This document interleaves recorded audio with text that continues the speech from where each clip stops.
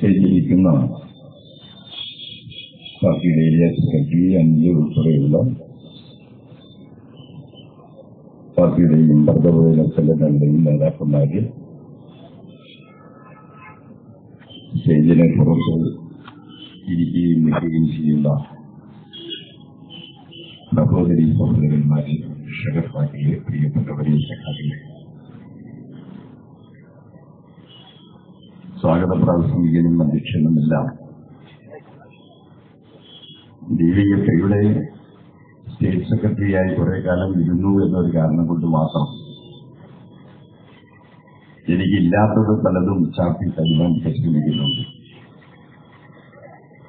ഇന്നത്തെ ഒരു കാലത്തിന്റെ പ്രത്യേകത കൂടിയാണ്, ഇല്ലാത്തതാണ് പലതും നമുക്ക് ചാർത്തി കിട്ടുന്നത്. സ്നേഹം കൊണ്ട് പലവരും അങ്ങനെ പറയുമെങ്കിലും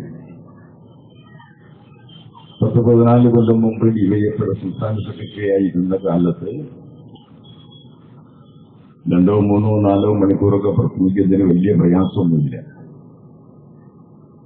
കാലം ഒരുപാട് കഴിഞ്ഞിരിക്കുന്നു.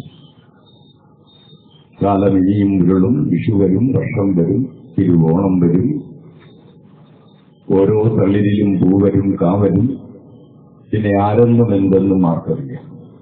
കാലം ഇങ്ങനെ പോവുകയാണ്.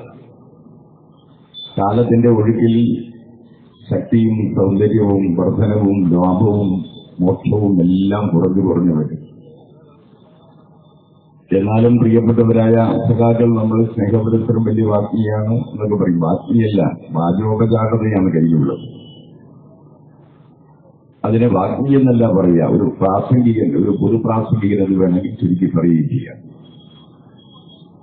പ്രിയപ്പെട്ടവരെ, നാവുള്ളവർ മുഴുവൻ നാക്ക് അനക്കേണ്ട കാലമാണ് ഇപ്പോഴത്തെ കാലം. എഴുതാൻ അറിയുന്നവരെല്ലാം എഴുതുകയും പാടാൻ അറിയുന്നവരെല്ലാം പാടുകയും വരയ്ക്കാൻ കഴിയുന്നവരെല്ലാം വരയ്ക്കുകയും പ്രസംഗിക്കാൻ കഴിയുന്നവരെല്ലാം പ്രസംഗിക്കുകയും ചെയ്യേണ്ട ഒരു കാലം. അത്തരം ഒരു കാലത്തെ വേണമെങ്കിൽ ഒരു അസുരകാലം എന്ന് വേണമെങ്കിൽ പറയാം. അസുരകാലം എന്ന് ഉദ്ദേശിക്കുന്നത് നരേന്ദ്രമോദി ഇന്ത്യയിൽ ഭരിക്കുന്നത് കൊണ്ട് മാത്രമല്ല. നരേന്ദ്രമോദിയേക്കാൾ ആപത്താണ് ഗ്ലോബലൈസേഷൻ എന്ന് പറയുന്നത്. നരേന്ദ്രമോദി ഗ്ലോബലൈസേഷന്റെ ഒരു സന്തത സഹചാരിയും പണിക്കാരനും മാത്രമാണ്. അമേരിക്കൻ സാമ്രാജ്യത്വം സൃഷ്ടിക്കുന്ന നമ്മുടെ സമൂഹത്തിലുള്ള തലച്ചോറിൽ ഉണ്ടാകുന്ന മാറ്റങ്ങൾ, വസ്ത്രധാരണത്തിലെ മാറ്റം, ഭക്ഷണത്തിലെ മാറ്റം, ജീവിത രീതികളിൽ വരുന്ന മാറ്റം, ജീവിത സ്വഭാവങ്ങളിലും സാമൂഹ്യ ബോധത്തിലും വരുന്ന മാറ്റം, ഇതെല്ലാം വലിയ മാറ്റങ്ങളാണ്. ഈ മാറ്റങ്ങൾ പുതിയ തലമുറയ്ക്ക് കൃത്യമായി മനസ്സിലാകുന്നതല്ല. പഴയകാലത്ത് ബ്രിട്ടീഷുകാരൻ വന്നൊരു കാലത്തും ഇങ്ങനെ മാറ്റമുണ്ടായിരുന്നു. അവനാണ് നമ്മളെ ഇംഗ്ലീഷ് പഠിപ്പിച്ചത്. നമ്മളെ പഠിപ്പിച്ച് നല്ല മിടുക്കന്മാരായി വളർത്താൻ വേണ്ടിയല്ല പഠിപ്പിച്ചത്, അവന്റെ ഗുണസ്ഥന്മാരാക്കാൻ വേണ്ടിയാണ്. അവൻ തീവണ്ടി കൊണ്ടുവന്നു എന്നത് നല്ല കാര്യമാണ്, പക്ഷെ അവന് സാധനങ്ങൾ കൊണ്ടുപോകാനാണ്. അവൻ നിലമ്പൂരിൽ വലിയ തേക്ക് നട്ടു എന്നുള്ളത് ശരിയാണ്, അവന് തേക്കിന്റെ ആവശ്യമുള്ളത് കൊണ്ടാണ്. അപ്പൊ അവന്റെ ആവശ്യമുള്ളത് കൊണ്ട് ചില നന്മകൾ നമുക്ക് കിട്ടിയെന്നുള്ളത് ശരിയാണ്. ഇന്ന് അമേരിക്കൻ സാമ്രാജ്യത്വം നമ്മളെ പഠിപ്പിക്കുന്നതും അവന്റെ താല്പര്യങ്ങളുടെ അടിസ്ഥാനത്തിലാണ്. അപ്പൊ വിജയൻ മാഷ് പറയുന്നുണ്ട്, ഈ പഴയകാലത്ത് വിജയൻ മാഷ പുസ്തകം വായിക്കുന്നവർക്ക് അറിയാം. ഞാൻ ഈ അടുത്ത കാലത്ത് വിജയൻ മാഷ പുസ്തകം വായിച്ചതാണ്, ഒന്നുകൂടി വായിച്ചത്. അടയാളങ്ങൾ എന്നാണ് പുസ്തകത്തിന്റെ പേര്. 10, 45, 9 പേജ്. ആ പുസ്തകത്തിൽ അദ്ദേഹം പറയുന്നു, ഒരുവന്റെ വസ്ത്രധാരണം അവന്റെ സ്വഭാവത്തിൽ മാറ്റം വരുത്തുന്നു. ആദ്യകാലത്ത് ആ പുസ്തകം വായിക്കുമ്പോൾ ഞാൻ ആലോചിച്ചിട്ട്, വിജയൻ മാഷിക്ക് എല്ലാ കാര്യത്തിലും ഇങ്ങനെ സാമ്രാജ്യത്തിനെ കണ്ടുപിടിച്ചാൽ എന്താ? ഏത് വിഷയത്തിലും സാമ്രാജ്യത്വമാണ് വിജയൻ മാഷ്. അപ്പൊ ഞാനൊരു മാഷ് ഇങ്ങനെയെല്ലാം പറഞ്ഞത് എങ്ങനെ ശരിയാവും എന്നെഴുതി. പക്ഷെ ശരിയാണ്. അദ്ദേഹം പറയുന്നുണ്ട്, ആ അടയാളങ്ങൾ പുസ്തകത്തിൽ പറയുന്നുണ്ടത്, നിങ്ങൾ നിങ്ങളുടെ വസ്ത്രധാരണത്തിൽ വരുന്ന മാറ്റങ്ങളുടെ അടിസ്ഥാനത്തിലാണ് ഉൽപ്പന്നങ്ങൾ പോലും തേടുന്നത്. നമ്മൾ മാർക്കറ്റിൽ പോയി സാധനങ്ങൾ മേടിക്കുന്ന എല്ലാം നിങ്ങളുടെ വസ്ത്രധാരണത്തിന്റെ ഭാഗമാണ്. മാഷ് പറയുന്നുണ്ടത്, ഒരു ഓവർകോട്ടും ടൈയും എല്ലാം കെട്ടിപ്പോകുന്നവന് ഒരു ഉണക്കമീൻ കടയിൽ പോയി മീൻ മേടിക്കാൻ കഴിയില്ല. വളരെ ശരിയായൊരു കാര്യമാണ് പോയത്. അവന്റെ വസ്ത്രധാരണത്തിൽ വരുന്ന മാറ്റം അവന് തോന്നിക്കുക, അയ്യോ ഞാൻ ഈ വസ്ത്രം ധരിച്ച് ഉണക്കമീൻ മേടിക്കാൻ പാടുണ്ടോ? ഉടനെ അവൻ ചെയ്യുക, അവന്റെ വീട്ടിൽ പോയി ലുങ്കി ഉടുത്തുകൊണ്ട് വന്ന് മേടിക്കും. കാരണം ലുങ്കി ഉടുക്കുന്നവനാണിത് മേടിക്കേണ്ടതെന്ന് ചിന്തയാണ്. ഇത് നമ്മുടെ ചിന്തയിലുണ്ടാകുന്ന മാറ്റമുണ്ടാക്കുന്നു. വസ്ത്രധാരണം നമ്മുടെ വാങ്ങൽ വിൽക്കൽ കഴിവിൽ മാറ്റമുണ്ടാക്കുന്നു.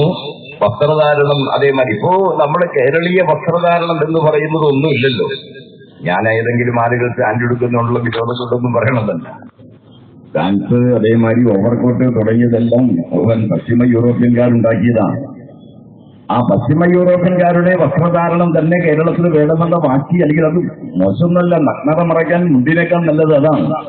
കാരണം മുണ്ടെടുത്തോണ്ട് പോയ കാറ്റ് വീശുമ്പോൾ ചിലപ്പോൾ അടിവസ്ത്രം പോലും കാണും. പക്ഷേ ഈ വസ്ത്രധാരണം നിങ്ങൾ എവിടെ കൊണ്ടെത്തിക്കുമെന്ന പ്രശ്നമുണ്ട്. ഭയങ്കര വിശദാംശങ്ങളൊക്കെ ഞാൻ കിടക്കുന്നത്. ഞാൻ പറഞ്ഞു വരുന്നത്, നമ്മുടെ സമൂഹത്തിൽ സാമ്രാജ്യത്വം ചില അസുര താളങ്ങൾ ഉന്നയിച്ചു തുടങ്ങിയിട്ടുണ്ട്.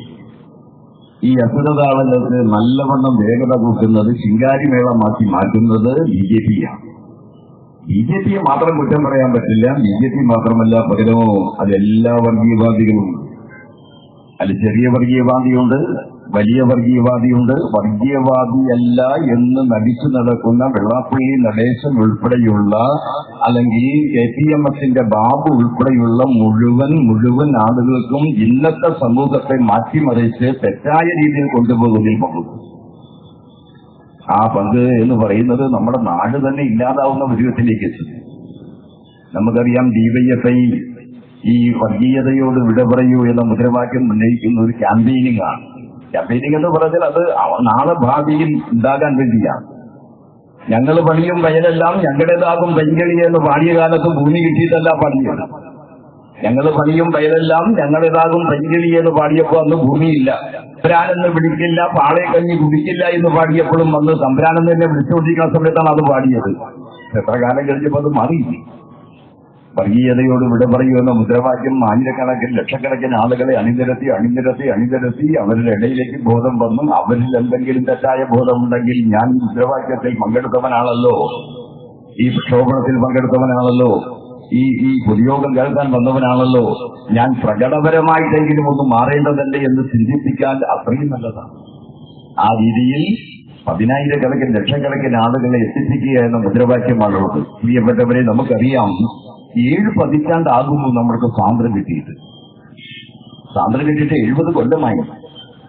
70 കൊല്ലം എന്ന് പറഞ്ഞാൽ ചെറിയ കാലമൊന്നുമല്ല. 70 കൊല്ലം ഒരാളെ സംബന്ധിച്ചിടത്തോളം വലുതാണ്. ചരിത്രം കാലം തുടങ്ങിയതെല്ലാം ഈ പ്രായം ചെറിയ പ്രായമാണ്. 70 കൊല്ലം മുമ്പാണ് നമുക്ക് സ്വാതന്ത്ര്യം കിട്ടുന്നത്. ആ 70 കൊല്ലമായ സ്വാതന്ത്ര്യം എന്ന് പറയുന്നത് പോലും ഇന്ന് പരിമിതമാണ്. സ്വാതന്ത്ര്യമാണ് അമൃതവും നാം തേടുന്നൊരു ആനന്ദവും എന്ന് പറകൊട്ടിയോതുവാൻ എല്ലാ വിഴിയിലും എല്ലാ മൊഴിയിലും എങ്ങ് മനുഷ്യന്റെ ചട്ടവും ചൂടുമുണ്ടെങ്കിൽ എല്ലായിടങ്ങളിലും ഞാൻ ഓയിനെക്കുറിപ്പ് പാടുന്ന പോലെ സ്വാതന്ത്ര്യം അമൃതമാണ്, ആനന്ദമാണ്, അതെല്ലാമാണ്. സ്വാതന്ത്ര്യം അമൃതമാണ്, സ്വാതന്ത്ര്യമാണ്, എല്ലാമാണ്. പക്ഷെയോ നമ്മുടെ നാടിന്റെ സ്വാതന്ത്ര്യത്തെ കുറിച്ച് വിശാലമായി അനലൈസ് ചെയ്യുന്നവര്, നന്നായി പഠിക്കുന്നവര്, നമ്മുടെ നാടിന്റെ സ്വാതന്ത്ര്യം എന്ന് പറയുന്ന 70 കൊല്ലമായിട്ടും ഇപ്പോഴും പരിമിതമാണ്. എന്താ പരിമിതം എന്ന് പറയാൻ കാരണം, 10-16 വർഷക്കാലമായി ഈറോം ഷാർമിള എന്ന് പറയുന്ന പെൺകുട്ടി എന്തിനാ നിരാഹാരം കിടന്നത്? എന്തിനാ ഈറോം ഷാർമിള നിരാഹാരം കിടന്നത്? മണിപ്പൂരിൽ പട്ടാളക്കാരന്റെ പ്രത്യേക അവകാശങ്ങൾക്ക് നേരെയാണ്. എന്താ മണിപ്പൂരിൽ പട്ടാളക്കാരന്റെ പ്രത്യേക അവകാശം?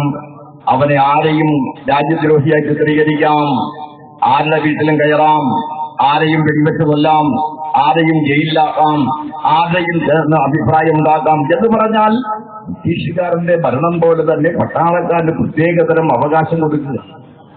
അത് മണിപ്പൂര് മാത്രമല്ല, ത്രിപുര വരെ അത് അങ്ങനെയാണ്. മണിപ്പൂര് മുതൽ ത്രിപുര വരെ നീണ്ടു നിൽക്കുന്ന ഇന്ത്യയുടെ കിഴക്കൻ സംസ്ഥാനം എന്ന് പറയുന്ന സംസ്ഥാനങ്ങളിലെല്ലാം പട്ടാളക്കാരന് പ്രത്യേക അവകാശം കൊടുത്തു എന്ന് പറഞ്ഞാൽ അർത്ഥമെന്താണ്? ഇന്ത്യയുടെ സ്വാതന്ത്ര്യം പരിമിതപ്പെട്ടു. ഞാൻ ചോദിക്കട്ടെ, നമ്മൾ ഈ പ്രസംഗിക്കുന്ന സമയത്ത് ജമ്മുകാശ്മീരിൽ വെടിവെപ്പ് നടക്കണം. ജമ്മുകാശ്മീരിലെ വെടിവെപ്പിന്റെ പ്രത്യേക കാരണം എന്താ? ജമ്മുകാശ്മീർ എന്ന് പറയുന്ന പ്രദേശത്തെ ജനങ്ങള് അവരെങ്ങനെ ജീവിക്കണം, എങ്ങനെ നിലപാട് സ്വീകരിക്കണം എന്നതിനെ സംബന്ധിച്ചെല്ലാം ഗവൺമെന്റ് പറയുന്നത് ഞങ്ങൾ പറയുന്ന പോലെയാകണം. ഞങ്ങൾ പറയുന്ന പോലെ എന്ന് പറഞ്ഞാൽ നിങ്ങൾ എങ്ങനെ നിലപാട് സ്വീകരിക്കണം, എങ്ങനെ ജീവിക്കണം, എങ്ങനെ അഭിപ്രായം പറയണം, എങ്ങനെ ഭക്ഷണം കഴിക്കണം, എങ്ങനെ നിങ്ങൾ വീട്ടിൽ നിലനിൽക്കണം എന്നെല്ലാം തീരുമാനിക്കുന്നത് ഇന്ത്യൻ പട്ടാളം പറയുന്ന പോലെയാണെന്ന് പറഞ്ഞാൽ നിങ്ങളുടെ സ്വാതന്ത്ര്യം. പിന്നെന്താ? സ്വാതന്ത്ര്യമാണ് അമൃതവും നാം തേടുന്ന ഒരു ആനന്ദവും എന്ന് പറകൊട്ടിയോതുവാൻ എവിടെയാ പറകൊട്ടിയോതുവാൻ കഴിയുക? നമ്മുടെ ഇന്ത്യ രാജ്യത്ത് 13 കോടിയോളം വരുന്ന ആളുകൾ കോളനിയിലും ചേരിയിലുമാണ്. ഞാനിപ്പോ വരുന്നതിനേക്കാൾ മുമ്പ് നമ്മുടെ ഒത്തിരി അമ്പലത്തിലെ അവിടെയൊക്കെ കയറിയിട്ടാണ് വന്നത്. അവിടെ വരുമ്പോൾ കാല് മുറിഞ്ഞവരുണ്ട്, കൈ ഒടിഞ്ഞവരുണ്ട്, നടക്കാൻ പറ്റാത്തവരുണ്ട്, മുടന്തുന്നവരുണ്ട്. അവർക്കെല്ലാം ഞാൻ ഈ നടത്തുന്ന പ്രപഞ്ചത്തിൽ എന്ത് പ്രസക്തിയാണുള്ളത്? അവർക്ക് എന്താ താല്പര്യമുള്ളത്? അവരെ സംബന്ധിച്ച് അവരുടെ ലക്ഷ്യമെന്താണ്? അവർക്കൊന്ന് ഉറങ്ങണം. കാലത്ത് 10 മണി മുതൽ 1 മണി വരെ നീണ്ടു നിൽക്കുന്ന അന്നദാന ഭക്ഷണക്രമത്തിൽ പോയി ഒന്ന് ഭക്ഷണം കിട്ടണം. ആ ഭക്ഷണത്തിൽ നിന്ന് കുറച്ച് ശേഖരിച്ച് ഉച്ചയ്ക്കൊന്ന് ഭക്ഷണം കഴിക്കാൻ കഴിയണം. ഇതല്ലാതെ അവർക്ക് എന്താ സ്വാതന്ത്ര്യം? അവർക്ക് എന്താ പ്രസംഗത്തിനെ കുറിച്ചുള്ള പ്രസക്തി എന്ന് പറയുന്നത്? എന്താ രോമാഞ്ചം ഉണ്ടാകുന്നത് എന്ന് പറഞ്ഞാൽ നമ്മുടെ രാജ്യത്തെ സംബന്ധിച്ചിടത്തോളം ഈ ചേരികളിൽ താമസിക്കുന്നവന്റെ പ്രശ്നം എന്താ? അവിടെ തന്നെയാണ് അവന്റെ ജീവിതം, അവിടെ തന്നെയാണ് അവന്റെ മരണം, അവിടെ തന്നെയാണ് അവന്റെ മധുവിധു, അവിടെ തന്നെയാണ് അവന്റെ സ്നാനം, ജ്ഞാനം, എല്ലാം അവിടെയാണ്. അവനെന്താ സ്വാതന്ത്ര്യം? ഇന്ത്യ രാജ്യത്തിന്റെ സ്വാതന്ത്ര്യം എന്ന് പറയുന്നത് വളരെ വളരെ പരിമിതമാണ്. വളരെ വളരെ പരിമിതമാണ്. ഉള്ള സ്വാതന്ത്ര്യം പോലും സംരക്ഷിക്കാൻ കഴിയുന്നുണ്ടോ? കഴിയുന്നില്ല എന്നതാണ് പ്രശ്നം. ഉയരുപതാകെ, ഉണരുപതാകെ, ഉത്തരോത്തരം, പറക്കുപതാകെ എന്നെല്ലാം പാടാം. ആഗസ്റ്റ് 15-ാം തീയതി സ്കൂളിൽ സെമിനാർ നടത്താം. സെമിനാറിൽ വാക്തോരണികൾ കൊണ്ട് നമുക്ക് ദുർമുട്ടിക്കാം, എല്ലാം ചെയ്യാം. പക്ഷേ പ്രിയപ്പെട്ടവരെ, പ്രശ്നം എന്താണ്? ഇന്ത്യൻ സ്വാതന്ത്ര്യത്തിന്റെ ഹൃദയഭാഗം തകരുന്നുവെന്നുള്ളതാണ്. തകരാതെ നോക്കേണ്ടവരാരാ? ഭരണാധികാരിയാണ്. തകരാതെ നോക്കേണ്ടത് ഭരണാധികാരിയാണ്. ഇന്ത്യൻ സ്വാതന്ത്ര്യത്തിന് ശേഷം ഏതാണ്ട് 47 കഴിഞ്ഞ് 3 വർഷം കഴിയുമ്പോഴാണ് നമ്മൾ ഭരണഘടനാപരമായി പരമാധികാര റിപ്പബ്ലിക്കാവുന്നത്. ആ റിപ്പബ്ലിക്കാകുന്നത് 1 കൊല്ലക്കാലത്തുമുള്ള കമ്മീഷന്റെ ചർച്ചയാണ്. ആ 1 കൊല്ലക്കാലത്തെ കമ്മീഷന് നേതൃത്വം കൊടുത്തത് ബാബ അംബേദ്കറാണ്. അംബേദ്കറും പണ്ഡിറ്റ് ജവഹർലാൽ നെഹ്റുവും അടക്കുന്ന ഈ കമ്മീഷനാണ് 50-ൽ നമുക്ക് സ്വാതന്ത്ര്യത്തിന് ശേഷം പരമാധികാര റിപ്പബ്ലിക്കായി പ്രഖ്യാപിക്കുന്നത്. ആ പരമാധികാര റിപ്പബ്ലിക്കായി പ്രഖ്യാപിക്കുന്നതിന്റെ കാര്യങ്ങൾ എന്തൊക്കെയാണ്? ഒന്ന്, നാം മതേതര രാജ്യമാണ്. ഇത് മതേതരം. എല്ലാ മതങ്ങൾക്കും തോന്നിവാസം കാണിക്കാൻ ഒരു അച്ഛനും കപ്പിയാരും ഒരു നമ്പൂരിയും അതേമാതിരി ഒരു മല്ലാക്കയും വന്ന് ഒരുമിച്ചിരുന്ന് പ്രസംഗിക്കുന്നതാണോ മതേതരം? എല്ലാ മതക്കാർക്കും എന്തും ചെയ്യാൻ കഴിയുന്നതാണോ മതേതരം? മതേതരം എന്ന് പറയുന്നത് ഏറ്റവും തെറ്റിദ്ധരിക്കപ്പെട്ട വാക്കാണ്. എന്താ മതേതരം എന്ന് പറഞ്ഞാൽ? മതം മതത്തിന്റെ പണി ചെയ്യുക, രാഷ്ട്രം രാഷ്ട്രത്തിന്റെ പണി ചെയ്യുക. മതമല്ലാത്തതേതോ അതാണ് മതേതരം. മതം ഏതാണോ അല്ലാത്തത് അത് മതേതരമാണ്. ഏതാ മതമല്ലാത്തത്? പാർലമെന്റ്, നിയമസഭ, കോളേജുകൾ, സ്കൂളുകൾ, സെക്രട്ടേറിയറ്റുകൾ, നിയമസഭാ കവാടങ്ങൾ എന്ന് വേണ്ട നമ്മുടെ രാജ്യത്തിന്റെ മുഴുവൻ ആളുകളും വ്യവഹരിക്കപ്പെടുന്ന പ്രദേശങ്ങൾ എങ്ങനെയാകണം? ഇന്ത്യൻ ഭരണഘടന പറഞ്ഞു മതേതരമാണ്. ഇന്ത്യൻ മതേതരത്വം എന്ന് പറഞ്ഞാൽ അതാണ്. എങ്ങനെ ഭരണഘടന പറയുന്നത്? നിങ്ങൾ മതത്തിൽ നിന്ന് അല്ലാതെ നിൽക്കുന്നു, നിരപേക്ഷിച്ച് മാറി നിൽക്കുന്നു. അതാണ് മതനിരപേക്ഷതയും മതേതരത്വവും. പക്ഷേ പ്രിയപ്പെട്ടവരെയും മതേതരത്വത്തിനകത്ത് ഒരു മതത്തിനും പ്രത്യേക പ്രയോറിറ്റി ഇല്ല. ഏതെങ്കിലും മതത്തിന് പ്രയോറിറ്റി ഉണ്ടോ? 86 കോടി ഹിന്ദുക്കൾ ഉള്ളത് കൊണ്ട് ഹിന്ദു മതത്തിന് എന്തെങ്കിലും പ്രയോറിറ്റി ഉണ്ടോ? പ്രയോറിറ്റി ഇല്ല. 15 കോടിയോളം വരുന്ന ഇസ്ലാമുണ്ട് ഇന്ത്യയിൽ. അവൻ 2ാം മതമായിട്ട് പറയുന്നുണ്ടോ ഭരണഘടന? ഇല്ല. ക്രിസ്ത്യാനിയെ 3ാം മതമായി പറയുന്നുണ്ടോ? ഇല്ല. സിഖും പാഴ്സിയും ജൈനനും അടങ്ങുന്ന മതങ്ങൾക്ക് പ്രത്യേക പ്രയോറിറ്റി കൊടുക്കുന്നുണ്ടോ? ഇല്ല. എന്താ ഭരണഘടന പറയുന്നത്? എല്ലാ മതങ്ങൾക്കും പ്രവർത്തിക്കാൻ അവകാശമുണ്ട്. രാഷ്ട്രത്തിന് വേദന വരുന്നവരെ വേദനിപ്പിക്കാതെ. നിങ്ങൾക്ക് കൈവീശാൻ അവകാശമുണ്ട്, പക്ഷേ മറ്റുള്ളവന്റെ മുഖത്ത് കൊള്ളാൻ അവകാശമില്ല. അതാണ് ജനാധിപത്യവും മതേതരത്വം പറയുന്നത്. മതേതരത്വത്തിൽ നിങ്ങൾക്ക് മതത്തിൽ വിശ്വസിക്കാം, റാത്തീബ് നടത്താം, മൗലൂദ് നടത്താം, നൊവേന നടത്താം, ബൈബിൾ കൺവെൻഷൻ നടത്താം, ജബീന് നടത്താം, കരിസ്മാറ്റിക് ധ്യാനം നടത്താം. പക്ഷെയോ ഇതെല്ലാം നിങ്ങൾക്കൊരു വ്യക്തിപരമായ കാര്യമാണ്. മതവിശ്വാസമെല്ലാം വ്യക്തിപരമായ കാര്യമാണെന്നാൽ മതവിശ്വാസമില്ലാത്തവനും ഇവിടെ ജീവിക്കാം. ദൈവവിശ്വാസമില്ലാത്തവൻ 2ാം പൗരനല്ല ഇന്ത്യയിൽ. പലവരുടെയും ധാരണ എന്ന് പറയുന്നത് ദൈവവിശ്വാസികളാണ് 1ാം പൗരന്മാരെന്നാണ്. ദൈവവിശ്വാസമില്ലാത്തവൻ 2ാം പൗരനെന്നാണ്. ദൈവവിശ്വാസമില്ലാത്തവൻ എണ്ണം കുറവുള്ളത് കൊണ്ട് അവൻ മോശമാണെന്നാണ്. അങ്ങനെയാണ്. ഇതെല്ലാവർക്കും തുല്യത്താണ്. ഇങ്ങ കടവുൾ ഇല്ലയേ ഇല്ലയേ என்பதுதான் എൻ മതം. ആരാ പറഞ്ഞത്? രാമസ്വാമി പറഞ്ഞത് തമിഴ്നാട്ടിൽ. കടവുൾ ഇല്ലയേ ഇല്ലയേ என்பதுதான் എൻ മതം. എൻ മതവും എൻ തത്വശാസ്ത്രവും എന്ന് പറഞ്ഞാൽ ദൈവമില്ലെന്ന് പറയുന്നതാണ് എന്ന് പറഞ്ഞതാണ് തമിഴ്നാട്ടുകാരനായ രാമസ്വാമി എന്ന് പറയുന്നത്. ഇവിടെ സി കേശവൻ പറഞ്ഞു, ഓരോ അമ്പലങ്ങൾ തകരുമ്പോഴും ഓരോ അന്ധവിശ്വാസവും തകരുന്നു. ഞാൻ പറയുന്നതല്ല, കേശവൻ പറഞ്ഞതാണ്. നല്ല കോൺഗ്രസുകാരനായിട്ടാണ് മരണം വരെ ശ്രീ കേശവൻ SNDP-യുടെ നേതാവാണെങ്കിലും കേശവൻ അങ്ങനെയാണ് ജീവിച്ചതും വളർന്നതും മരിച്ചതുമെല്ലാം. പ്രിയപ്പെട്ടവരെ, ജാതി വേണ്ട, മതം വേണ്ട, ദൈവം വേണ്ട മനുഷ്യന് എന്ന് പറഞ്ഞത് നാരായണ ഗുരുസ്വാമിയല്ലല്ലോ, കേശവനാണ്. ഇവിടെ അങ്ങനെയുള്ള ആൾക്ക് എന്തെങ്കിലും പ്രയോറിറ്റി കുറവുണ്ടോ, എന്തെങ്കിലും പ്രത്യേകത കുറവുണ്ടോ? ഇവിടെ ദൈവവിശ്വാസമുള്ളവർ ജീവിക്കാം, ദൈവവിശ്വാസമില്ലാത്തവർ ജീവിക്കാം. അതിന്റെ ഉത്തമോദാഹരണം എന്ന് പറഞ്ഞാൽ സാക്ഷാൽ പണ്ഡിറ്റ് ജവഹർലാൽ നെഹ്റുവാണ്. ജവഹർലാൽ നെഹ്റു ഒരു മതത്തിലും വിശ്വാസമില്ല. മഹാത്മാഗാന്ധി രഘുപതി രാഘവ രാജാറാം പാടുമ്പോൾ നെഹ്റു മാറി നിൽക്കും. മഹാത്മാഗാന്ധി വലിയ രാമഭക്തനാകുമ്പോൾ നെഹ്റുവിന് ഒരു ഭക്തിയുമില്ല. മഹാത്മാഗാന്ധി എന്ന് പറയുന്നത് ദൈവത്തിന്റെ അംശമായി തേടിപ്പോകുമ്പോ പണ്ഡിറ്റ് ജവഹർലാൽ നെഹ്റു പറഞ്ഞു, എനിക്കൊരു ദൈവത്തിനും വിശ്വാസമില്ല, ഒരു മതത്തിലും വിശ്വാസമില്ല, ഞാനൊരു അമ്പലത്തിലും വരില്ല, ഞാനൊരു പള്ളിയിലും വരില്ല. കാരണം എന്താ? ഞാൻ നിരീശ്വരവാദിയാണ്, പരസ്യമായിട്ട് പറഞ്ഞു. കമ്മ്യൂണിസ്റ്റുകാരനായ എനിക്ക് പോലും പരസ്യമായി പറയാൻ ഭയമാണ്. കാരണം വെച്ചാൽ എങ്ങനെയാണ് ഇതൊക്കെ ആളുകൾ കൈകാര്യം ചെയ്യാന്ന്. പക്ഷെ ഞാൻ പരസ്യമായി പറഞ്ഞാൽ അങ്ങനെയല്ല. പ്രിയപ്പെട്ടവരെ, നിരീശ്വരവാദി രാജ്യം ഭരിച്ച പ്രധാനമന്ത്രി, ആദ്യത്തെ പ്രഥമ പ്രധാനമന്ത്രിയായ പണ്ഡിറ്റ് ജവഹർലാൽ, മോത്തിലാലിന്റെ മകൻ, ഒരു കൈ കൊണ്ട് ഇടത് കൈയും മറുകൈ കൊണ്ട് മറ്റു കാര്യങ്ങൾ വേറെ ചെയ്യുകയും ചെയ്യുന്ന അപാര കരിസ്മയുണ്ടായിരുന്ന, ജ്ഞാനമുണ്ടായിരുന്ന, വിജ്ഞാനമുണ്ടായിരുന്ന, ഇന്ത്യ എന്ന രാജ്യത്തെ ഹൃദയപക്ഷത്ത് വച്ച് സേവിക്കുകയും സ്നേഹിക്കുകയും ചെയ്തിരുന്ന പണ്ഡിറ്റ് ജവഹർലാൽ നിരീശ്വരവാദിയായി. അദ്ദേഹം എല്ലാ വിശ്വാസികളെയും എല്ലാം തകർക്കാൻ നോക്കി. മഹാത്മാഗാന്ധിക്ക് ഏറ്റവും ഇഷ്ടം, പ്രിയപ്പെട്ടവരെ, അദ്ദേഹത്തിന് യഥാർത്ഥ ശിഷ്യൻ എന്ന് പറയുന്നത് സർദാർ വല്ലഭായ് പട്ടേലാണ്. മഹാത്മാഗാന്ധി അപ്പാടെ അനുകരിക്കുന്ന ഒരു ശിഷ്യൻ എന്ന് പറഞ്ഞാൽ വല്ലഭായ് പട്ടേലാണ്. എങ്ങനെയാ?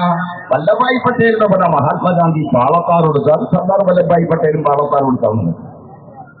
മഹാത്മാഗാന്ധിയുടെ ചെരുപ്പ് ചെറിയ ചെരുപ്പാണെങ്കിൽ വല്ലഭായ് പട്ടേലിന്റെ ചെരുപ്പും ചെറുതാവും. മഹാത്മാഗാന്ധി പ്രാർത്ഥിക്കുന്ന സമയമെല്ലാം വല്ലഭായ് പട്ടേൽ പ്രാർത്ഥിക്കാനുണ്ടാകും. വല്ലഭായ് പട്ടേലും ഗുജറാത്തുകാരനാണ്, മഹാത്മാഗാന്ധിയും ഗുജറാത്തുകാരനാണ്. വല്ലഭായ് പട്ടേലാണ് യഥാർത്ഥത്തിൽ മഹാത്മാഗാന്ധിയുടെ ശിഷ്യൻ. അതുകൊണ്ട് എല്ലാവരും വിചാരിച്ചത് ഇന്ത്യ സ്വതന്ത്രയാകുമ്പോൾ ഗാന്ധിയുടെ നിർദ്ദേശം വല്ലഭായ് പട്ടേലാകണമെന്നായിരിക്കുമെന്നാണ്. പക്ഷേ ഒരു സംശയമില്ലാതെ മഹാത്മാഗാന്ധി പറഞ്ഞു, വല്ലഭായ് വേണ്ട, നെഹ്റു മതി. അന്ന് ഇന്നതുപോലെ കോൺഗ്രസിനകത്ത് ഉമ്മൻചാണ്ടി ഗ്രൂപ്പും ചെന്നിത്തല ഗ്രൂപ്പും അല്ലെങ്കിൽ പുതിയ ഗ്രൂപ്പും ഉണ്ടാകുന്ന പോലെ സമ്മർദ്ദം കൊണ്ടോ ഹൈക്കമാൻഡിൽ രാഹുൽ ഗാന്ധിയോ സോണിയാഗാന്ധിയോ ആയതുകൊണ്ടോ അല്ല. പകരമോ മഹാത്മാഗാന്ധി ആരോടും ചോദിച്ചില്ല, ആകെ ഉണ്ടത് പണ്ഡിറ്റ് ജവഹർലാലാണ്. നോക്കൂ നിങ്ങൾ, മഹാത്മാഗാന്ധിയുടെ ദീർഘവീക്ഷണം എന്ന് പറയുന്നത്, ഗാന്ധിക്കറിയാം ഇന്ത്യ ഒരു ഇന്ത്യയല്ലെന്നും, ഇന്ത്യ പല ഇന്ത്യയാണെന്നും, ഇന്ത്യയിൽ ഒരു ജാതിയല്ലെന്നും, ഇന്ത്യയിൽ പല മതങ്ങളുണ്ടെന്നും, ഇന്ത്യൻ സംസ്കാരം വേറെയാണെന്നും, ഏതെങ്കിലും സംസ്കാരത്തെ നിർബന്ധിക്കാൻ പാടില്ലെന്നും, ഏതെങ്കിലും വിശ്വാസത്തെ നിർബന്ധിക്കാൻ പാടില്ലെന്നും എല്ലാം നല്ലോണം അറിയുന്ന ആള് മഹാത്മാഗാന്ധി. സർദാർ വല്ലഭായ് പട്ടേലിന് ലേശം ഹിന്ദുയിസം കൂടുതലാണെന്ന് ഗാന്ധിക്കറിയാം. അതാണല്ലോ RSSകാർക്ക് സർദാർ വല്ലഭായ് പട്ടേൽ പ്രിയങ്കരനായി. ലേശം ഇഷ്ടം കൂടുതലാണ് സർദാർ വല്ലഭായ് പട്ടേലിന്. കോൺഗ്രസൊക്കെയാണ്, പക്ഷേ സർദാർ വല്ലഭായ് പട്ടേൽ ഒരു മുൻപി, ഒരു പദസ്വത്വം ഹിന്ദുയിസം കൂടുതലാണ്.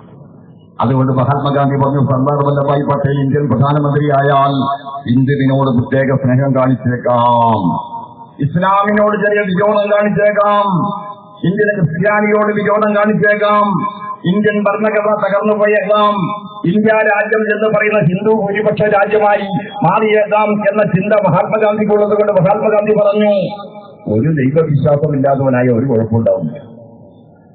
അങ്ങനെയാ ജവഹർലാൽ നെഹ്റു ഇന്ത്യൻ പ്രധാനമന്ത്രിയാകുന്ന എല്ലാം പഴയ കഥയാണ്, ഭൂതകാല കഥയാണ്. ഇത് പറഞ്ഞൊന്നു മാത്രമേ ഉള്ളൂ. പ്രിയപ്പെട്ടവരെ, ജവഹർലാൽ നെഹ്റു ഇന്ത്യൻ പ്രധാനമന്ത്രിയായപ്പോൾ എല്ലാം ഗൗരവമായി, എല്ലാം ഭദ്രമായി എന്നല്ല ഞാൻ പറഞ്ഞത്. എന്നാൽ മഹാത്മാഗാന്ധിയുടെ നിലപാട് അനുസരിച്ച് പണ്ഡിറ്റ് ജവഹർലാൽ നെഹ്റു ഇന്ത്യൻ പ്രധാനമന്ത്രിയായപ്പോ ഇന്ത്യൻ പ്രധാനമന്ത്രി എന്ന രീതിയിൽ ഭരണഘടനാപരമായ ഭരണഘടനയെയും മതേതരത്വത്തെയും കാക്കാൻ പരമാവധി നെഹ്റു ശ്രമിച്ചു. ബാബരി പള്ളി തർക്കമുണ്ടായി അന്നല്ല, 92 ഡിസംബർ 6 തർക്കം ഉണ്ടാവുന്നത്, അന്നും തർക്കമുണ്ട്. മഹാത്മാഗാന്ധിയുടെ ശിഷ്യനായ നെഹ്റു എന്താ പറഞ്ഞത്? താക്കോല് കൂട്ടിയിട്ട് ഇങ്ങനെ തരാൻ പറഞ്ഞു. തൊഴാനും പോണ്ട, നിസ്കരിക്കാനും പോണ്ടാന്നോ, അത് ഗവൺമെന്റിന്റെ പൊതുസ്വത്ത്, ഒറ്റാളും പോണ്ടാന്നോ. അങ്ങനെ പറയാൻ ധൈര്യമുള്ളവരുണ്ടോ? അത് സർദാർ വല്ലഭായ് പട്ടേലാണെങ്കിൽ പറയില്ലെന്നറിയാം. വല്ലഭായ് പട്ടേൽ പറയും അത് രാമന്റെ ക്ഷേത്രമാണ് എന്ന് പറയുമെന്നത് കൊണ്ടാണ് വല്ലഭായ് പട്ടേൽ വേണ്ടെന്ന് പറഞ്ഞു. അതുകൊണ്ട് അവിടുത്തെ വർഗീയ ലഹളകൾ കുറഞ്ഞു. പ്രിയപ്പെട്ടവരെ, സുഹൃത്തുക്കളെ, ഇന്ത്യ രാജ്യം 7 പതിറ്റാണ്ട് ഭരിച്ചപ്പോൾ അതിന്റെ കാർമ്മികത്വത്തിൽ നിന്ന് പല നേതാക്കന്മാരും പലതും ചെയ്യും. നല്ലതാണ് ചെയ്തത്. പണ്ഡിറ്റ് ജവഹർലാൽ നെഹ്റുവിനെ പോലെ തന്നെ അല്ലെങ്കിൽ പോലും ഇന്ദിരാഗാന്ധി കുറെ നല്ല നിലപാട് സ്വീകരിച്ചു. ഇന്ദിരാഗാന്ധിയുടെ അടിയന്തരാവസ്ഥയെന്ന് ഞാൻ വിശദീകരിക്കുക, അതൊക്കെ മോശം തന്നെ. പക്ഷെ ഇന്ദിരാഗാന്ധിക്കും പല നിലപാടുണ്ടായിരുന്നു. ഇന്ദിരാഗാന്ധിയും നല്ല മതനിരപേക്ഷവാദിയായിരുന്നു. ഒരു കാരണവശാലും ഡൈലൂഷനില്ല, മതനിരപേക്ഷതയിൽ ഡൈലൂഷനില്ല ഇന്ദിരാഗാന്ധി. അതാണല്ലോ ഗോവധ നിരോധനം വേണമെന്ന് പറഞ്ഞ് ഇന്ദിരാഗാന്ധിയുടെ മുമ്പിൽ വന്ന ഈ ബാബാ രാംദേവിനെ പോലുള്ള സന്യാസിമാരല്ല, ഒറിജിനൽ സന്യാസിമാർ. ബാബാ രാംദേവർക്ക് ഒറിജിനൽ സന്യാസിമാർ വന്ന് ഇന്ദിരാഗാന്ധിയോട് ഒരു പെറ്റീഷൻ കൊടുത്തു. ആ പെറ്റീഷൻ എന്താ പറഞ്ഞത്? ഇന്ത്യ മുഴുവൻ ഗോവധ നിരോധനം പാർലമെന്റ് പാസ്സാക്കണമെന്ന്. ഇന്ദിരാഗാന്ധി പറഞ്ഞു, പാർലമെന്റ് അങ്ങനെ പാസ്സാക്കാൻ കഴിയില്ല, അതുകൊണ്ട് നിങ്ങളെന്ത് വേണം, ഏതെങ്കിലും സംസ്ഥാനം ഗോവധ നിരോധനം ഉണ്ടെങ്കിൽ ഞാൻ എതിർക്കുന്നില്ല, പക്ഷേ ഇന്ത്യൻ പാർലമെന്റിൽ ഗോവധ നിരോധനം നടക്കില്ലെന്ന് പറഞ്ഞു. സന്യാസിമാര് പറഞ്ഞു, അങ്ങനെ ഞങ്ങൾ പാർലമെന്റ് വളയുന്നു.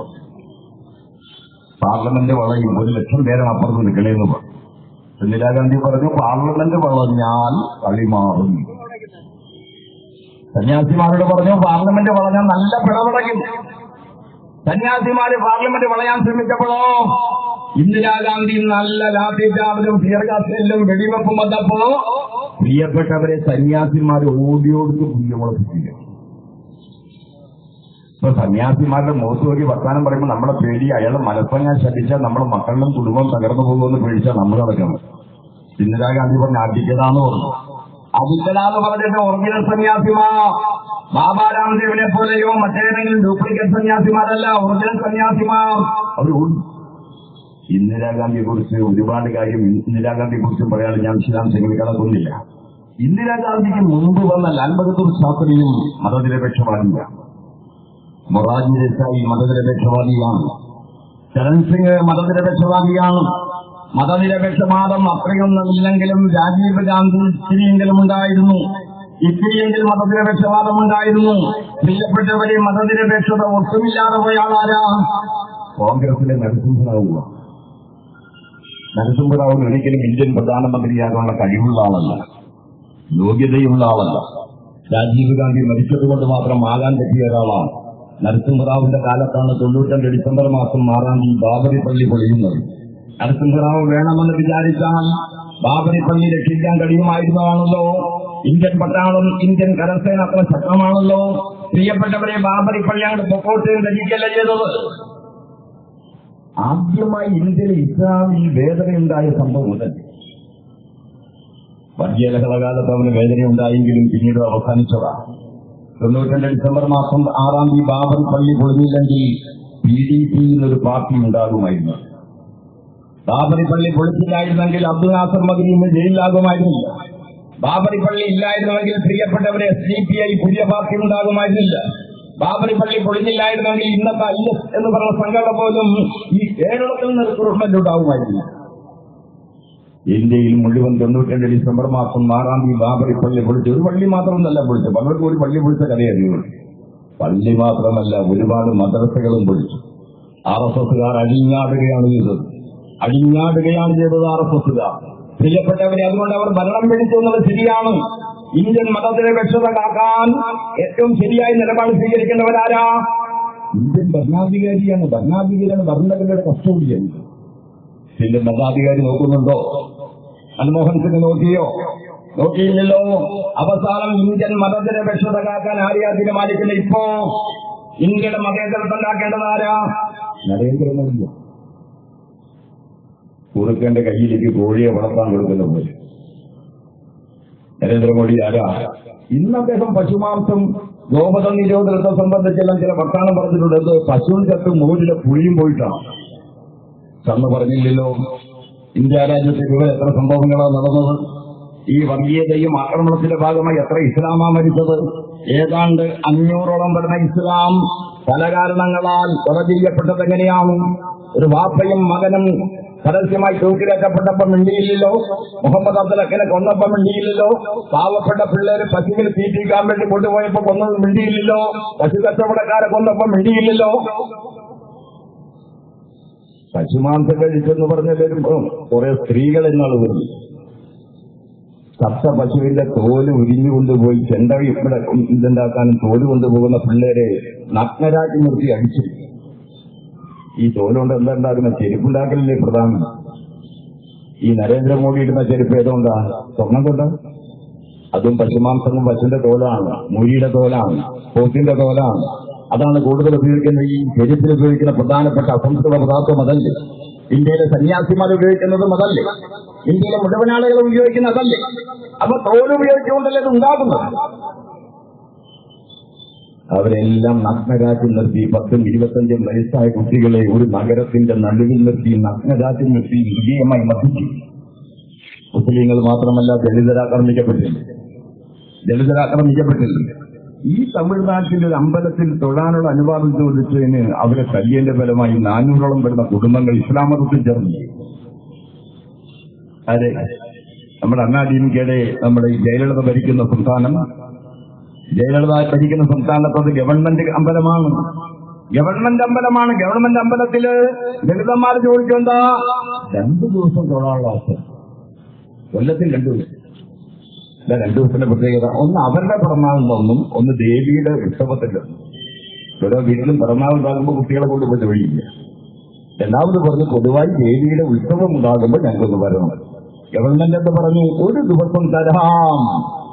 അത് നിങ്ങളുടെ പിറന്നാളിന് വേണമെന്നോ ദേവിയുടെ ഉത്സവത്തിന് വേണമെന്നോ നിങ്ങൾക്ക് തീരുമാനിക്കാം. എന്തൊരു നാടാണ്! എന്താ നമ്മുടെ നാട്? അവസാനം അവരെ കെട്ടിയ ആധാർ കാർഡും അവരുടെ തിരിച്ചറിയൽ കാർഡും അവരെ വോട്ടേഴ്സ് ലിസ്റ്റിന്റെ കാർഡുമെല്ലാം ഗവൺമെന്റ് മുമ്പിൽ, മുഖ്യമന്ത്രിയുടെ മുമ്പിൽ, ജില്ലാ കളക്ടറുടെ മുമ്പിൽ എറിഞ്ഞു കൊടുത്തിട്ട് പറഞ്ഞു, കൊണ്ടുപോടാ, നിന്റെ ആധാർ കാർഡ് വേണ്ടടാ, ഞങ്ങൾക്ക് ഈ ആധാർ കാർഡ് ഞങ്ങൾക്ക് ഇവിടെ ജീവിക്കാൻ, പ്രിയപ്പെട്ടവരെ ഇന്ത്യൻ പൗരനായി ജീവിക്കാൻ കഴിയില്ലെങ്കിൽ എന്താ ആധാർ കാർഡ്? എവിടെയാണ് നമ്മുടെ സ്വാതന്ത്ര്യത്തിന്റെ പരിമിതി നോക്കിയില്ലെങ്കിൽ? സ്വാതന്ത്ര്യം എവിടെയാണ് പരിമിതപ്പെടുന്നത്? റബ്ബർ പോലെ ഇങ്ങനെ ചുരുണ്ടുകൂടുന്നത് എവിടെയാണെന്ന് നോക്കിയ നിങ്ങൾ. അപ്പൊ ഇന്ത്യയിൽ നരേന്ദ്രമോദിയുടെ അധികാരത്തിൽ വന്നതിന് ശേഷം ഏതാണ്ട് 500ഓളം വരുന്ന ഇസ്ലാം, 1000ഓളം വരുന്ന ദളിതൻ, ഒരുപാട് സ്ഥലങ്ങളിൽ വർഗീയ ലഹളകൾ, പ്രിയപ്പെട്ടവരെ ഇന്ത്യൻ ഭരണഘടന കാക്കാൻ, ഇന്ത്യൻ ഇസ്ലാമിന്റെ സംസ്കാരം കാക്കാൻ, അവന്റെ നിസ്കാരം കാക്കാൻ, അവന് നബിദിനാഘോഷവാദി നടത്താൻ, അവന് പ്രത്യേക അവകാശം കിട്ടാൻ, ഇവിടെ ജീവിക്കാൻ, അവന് മയ്യത്ത് കൊണ്ടുപോകാൻ, ബാപ്പ മയ്യത്തായ കബറടക്കാൻ, വെള്ളിയാഴ്ച ജുമാ നമസ്കരിക്കാൻ, ഇതിനുള്ള അവകാശപ്പെട്ട രാജ്യമാണ് ഇന്ത്യ. ഇത് ആരൊക്കെ തടയാൻ അവകാശമുള്ളത്? ഭരണഘടനാ പ്രകാരം തടയാൻ അവകാശമുണ്ട്. അയ്യൂബ് കൊണ്ട് തടയാം, മസ്ജിദ് കൊണ്ട് തടയാണ്, ഗവൺമെന്റിന്റെ മൗനം കൊണ്ട് തടയാണ്. ഈ രാജ്യത്തെ പ്രിയപ്പെട്ടവരെ തടഞ്ഞവരിൽ മുഖ്യനാരാ? നരേന്ദ്രമോദിക്ക് എന്തൊരു സ്നേഹമാണ്, കുട്ടികളോട് സ്നേഹം. ഇപ്പം പണ്ഡിറ്റ് ജവഹർലാൽ നെഹ്റു ആകാൻ പോവാണ്, ചാച്ച നരേന്ദ്രമോദി ആകാൻ പോവാ. നരേന്ദ്രമോദിയുടെ കാലത്തിലെ ഗർഭസ്ഥ ശിശുവിനടക്കം കൊന്നത് ഗുജറാത്തിലെ കലാപത്തിൽ മരിച്ചവർ 700 ആൾ. ഗുജറാത്തിലെ കലാപത്തിൽ പ്രിയപ്പെട്ടവരെ 3 ദിവസം നരേന്ദ്രമോദി വിളിച്ചേർത്ത പോലീസ് ഓഫീസർമാരുടെ യോഗത്തിൽ പറഞ്ഞത് 3 ദിവസം ഇവിടുത്തെ ഹിന്ദുക്കൾക്ക് സ്വാതന്ത്ര്യം കൊടുക്കാനാണ്. 3 ദിവസം ഹിന്ദുക്കൾക്ക് സ്വാതന്ത്ര്യം കൊടുക്കാൻ പറഞ്ഞാൽ എവിടെ പോയി കൊല്ലാൻ? സ്വാതന്ത്ര്യത്തിന്റെ ഭാഗമായി എവിടെ പോയി ബലാത്കാരം ചെയ്യാൻ, പെൺകുട്ടികളെ ഗർഭം കലക്കാൻ, ഗർഭസ്ഥ ശിശുവിനെ കൊല്ലാൻ? ആളാണ് ഇന്ത്യൻ പ്രധാനമന്ത്രി. അയാളാണ് ഇന്ത്യൻ പ്രധാനമന്ത്രി. അപ്പോ ഈ അരിവച്ച നായര് തന്നെയല്ലേ ഇനി കറി വെക്കുക? ഇയാൾ തന്നെയല്ലേ ഇനി മറ്റേ ചെയ്യാൻ പോകുന്നത്? അപ്പൊ നരേന്ദ്രമോദിയുടെ ഭരണം എന്ന് പറയുന്നത് BJPക്ക് എല്ലാ തരത്തിലും നടന്നു വരാനും പിരിമുറുക്കാനും അതിന്റെ പേരിൽ നുണ പറയാനും എന്തും ചെയ്യാനും. BJP എന്ന് പറയുന്ന ഒറ്റയ്ക്കല്ല, CPM ഒറ്റയ്ക്കാണ്, DYSI ഒറ്റയ്ക്കാണ്. BJP എങ്ങനെയാ? BJP എങ്ങനെ 10-36 സംഘടനകളുണ്ട്. അതിന്റെ പേര് സംഘപരിവാരം എന്നാണ്.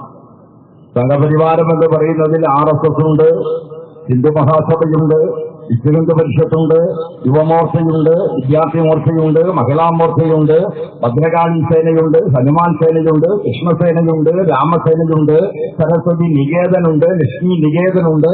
അതേമാതിരി നിരവധി പേരുകളിൽ അറിയപ്പെടുന്നവരുണ്ട്. ക്ഷേത്ര സേവാ സംരക്ഷണ സമിതിയുണ്ട്. ഇതെല്ലാം സംഘപരിവാരം. അതിൽ ഭേദപ്പെട്ട സോഷ്യലിസ്റ്റ് സംഘപരിവാറിലെ സോഷ്യലിസ്റ്റ് ആരാധന ബിജെപിയാണ്. കാരണം അവർ ഈ തെരഞ്ഞെടുപ്പിൽ നിന്ന് ആ മുസ്ലിമിന്റെ അടുത്ത് പോയി വോട്ടങ്ങൾ ചോദിക്കുന്നുണ്ട്. തെരഞ്ഞെടുപ്പിൽ നിൽക്കുന്നത് കൊണ്ട് ക്രിസ്ത്യാനിയുടെ വീട്ടിലൊന്ന് പോകണ്ടേ? എവിടെയെങ്കിലും നോമ്പ് തുറക്കൽ കുറവ് വന്നാൽ ബിജെപിയുടെ ജില്ലാ പ്രസിഡന്റിലൊന്ന് പോകണ്ടേ? അവിടെ പോയി ഒന്ന് ഇറച്ചി കഴിക്കണ്ടേ? അല്ലെങ്കിൽ റവകാശി കഴിക്കട്ടെ? പക്ഷേ പ്രിയപ്പെട്ടവരെ, ഹനുമാൻ സേനയ്ക്ക് പോകേണ്ട കാര്യമില്ല. അവൻ ഹനുമാൻ സേനയാണ് അവിടെ നിർത്തി. അതല്ലേ രാഹുൽ ഗാന്ധി എന്തോ പറഞ്ഞു, ഇങ്ങനെ RSS ആണ് മഹാത്മാഗാന്ധിയെ കൊന്നതെന്ന് പറഞ്ഞപ്പോൾ രാഹുൽ ഗാന്ധിക്ക് ചിലപ്പോൾ എന്നേക്കാൾ ചരിത്രം അറിയുമെങ്കിൽ പോലും രാഹുൽ ഗാന്ധിക്കെതിരെ കേസ് കൊടുത്തപ്പോൾ ഭയന്നു പോയി. രാഹുൽ ഗാന്ധിക്കെതിരെ കേസ് കൊടുത്തുകൊണ്ടെന്ന് RSS പറഞ്ഞത് RSS അല്ല കൊന്നത്, അത് ഹിന്ദു മഹാസഭയുടെ നേതാവ് മാത്രമായിരുന്നു. ആര്? നാഥുറാം വിനായക് ഗോഡ്സെ. കറക്റ്റാണ്. ഹിന്ദു മഹാസഭ എവിടെയാണ്? ഹിന്ദു മഹാസഭ RSS ആണ്. രാഹുൽ ഗാന്ധിക്കൊന്ന് തിരിച്ച് ചോദിച്ചാൽ മതിയായിരുന്നു. എന്ത്? നാഥുറാം വിനായക് ഗോഡ്സെ ഹിന്ദു മഹാസഭ എന്നത് വേണമെങ്കിൽ സാങ്കേതികാർത്ഥത്തിൽ പറയാം. ഗോപാൽ ഗോഡ്സെ ഈ അനുജനാണല്ലോ. നാഥുറാം വിനായക് ഗോഡ്സെ അനുജന്റെ പേര് ഗോപാൽ ഗോഡ്സെയാണ്. ഈ ഗോപാൽ ഗോഡ്സെ ആരാ? ഗോപാൽ ഗോഡ്സെ RSS ആണ്. നാഥുറാം വിനായക് ഗോഡ്സെ വെടിവെച്ചത് കൊണ്ട് മാത്രമല്ല മഹാത്മാഗാന്ധി മരിച്ചത്. ഗോപാൽ ഗോഡ്സെ വെടിവെച്ചിട്ടുണ്ട്. ഗോപാൽ ഗോഡ്സെ ഗുരുജി ഗോൾവാൾക്കറെ ഏറ്റവും ഇഷ്ടപ്പെട്ട ശിഷ്യനാണ്. ഗുരുജി ഗോൾവാൾക്കറും അതേമാതിരി ഗോപാൽ ഗോഡ്സെയും പങ്കെടുക്കുന്ന ഒരു യോഗത്തിൽ വെച്ച് അദ്ദേഹം പറയുന്നുണ്ട്, ഗോൾവാൾക്കർ പറയുന്നുണ്ടത് ഇങ്ങനെയാണ് പോകുന്നതെങ്കിൽ ഗാന്ധിയെ കൊല്ലേണ്ടി വരും. ഇങ്ങനെയുണ്ടാ? ഇന്ത്യ സ്വതന്ത്രയാകുന്ന സമയത്ത് ഇന്ത്യ വിഭജിക്കപ്പെട്ടത് ഏറ്റവും വേദനിച്ച ആളാണ് ഇന്ത്യയിലെ മോഹൻദാസ് കരംചന്ദ് ഗാന്ധിയാകുന്ന ഗാന്ധി. മഹാത്മജി പറഞ്ഞു, എന്റെ 2 മക്കളാണ് ഇവരെന്നാ പറഞ്ഞത്. അവസാനം ഇന്ത്യയുടെ വിഭജനം സത്യസന്ധമായി അംഗീകരിക്കപ്പെടോ? ഗാന്ധി നെഹ്റുവിനോട് പറഞ്ഞു, നെഹ്റു ബ്രിട്ടീഷുകാർക്ക് കൊടുക്കാനുള്ള പാർട്ടീഷൻ കൃത്യമായി കൊടുക്കണം. അവർക്ക് കൊടുക്കുന്ന ഭൂമി കൊടുക്കണം, തീവണ്ടി കൊടുക്കണം, ഗോതമ്പ് പാടം കൊടുക്കണം, അവർക്ക് പൈസ കൊടുക്കണം, ഇതെല്ലാം കൃത്യമായി പാർട്ടീഷൻ കൊടുക്കണം. അങ്ങനെ കൊടുത്ത് കലാപങ്ങൾ പതുക്കെ പതുക്കെ ഇല്ലാതാക്കണം എന്നാണ് ഗാന്ധി പറഞ്ഞത്. നെഹ്റു തയ്യാറാവില്ല. അന്ന് അതിനെ എതിർത്തൊരാളുണ്ട്. ആരാ? സർദാർ വല്ലഭായ് പട്ടേൽ. സർദാർ വല്ലഭായ് പട്ടേൽ ഗാന്ധി ശിഷ്യനാണ്. പക്ഷെ പറഞ്ഞാൽ ഗാന്ധി അത് ശരിയാവില്ലല്ലോ, ഇത് ഹിന്ദുവിന്റെയാണോ? വല്ലഭായ് പട്ടേലിനോട് ഗാന്ധി പറഞ്ഞു, പോയി പണി നോക്കാൻ പറഞ്ഞു. വല്ലഭായ് പട്ടേൽ നിരാശനായിട്ടാണ് ആശ്രമത്തിൽ ഇറങ്ങിപ്പോകുന്നത്. പ്രിയപ്പെട്ടവരെ, അവസാനം മുസൽമാന് സ്വത്ത് കൊടുക്കണമെന്ന് ഗാന്ധി പറഞ്ഞു. എന്ന ഒറ്റ കാരണം കൊണ്ടല്ലേ ഗുരുജി ഗോൾവാൾക്കർ തീരുമാനിക്കുന്നത് ഇങ്ങനെ പോയാൽ ഗാന്ധിയെ കൊല്ലേണ്ടിയിരിക്കും. അന്ന് ആ യോഗത്തിൽ പങ്കെടുത്താറില്ലേ ഗോപാൽ ഗോഡ്സെ? ഈ ഗോപാൽ ഗോഡ്സെയും നാഥുറാം വിനായക് ഗോഡ്സെയും ഒരുമിച്ച് ചേർന്നല്ലേ 5/15 ഗാന്ധിയെ കൊല്ലാൻ വേണ്ടി ബിർള മന്ദിരത്തിൽ പോകുന്നത്, കൊന്നത്? പ്രിയപ്പെട്ട രാഹുൽ ഗാന്ധിയൊന്നും നന്നായി പറഞ്ഞാൽ മതി, എല്ലാം ഇവരൊന്നാണ്. RSS ആകുന്ന ജനറേറ്റർ ശക്തിയായി കറങ്ങുമ്പോൾ കത്തുന്ന ബൾബാണ് ഇതെല്ലാം. ഒറിജിനൽ ഇതിന്റെ ഹൃദയം എന്ന് പറയുന്ന RSS.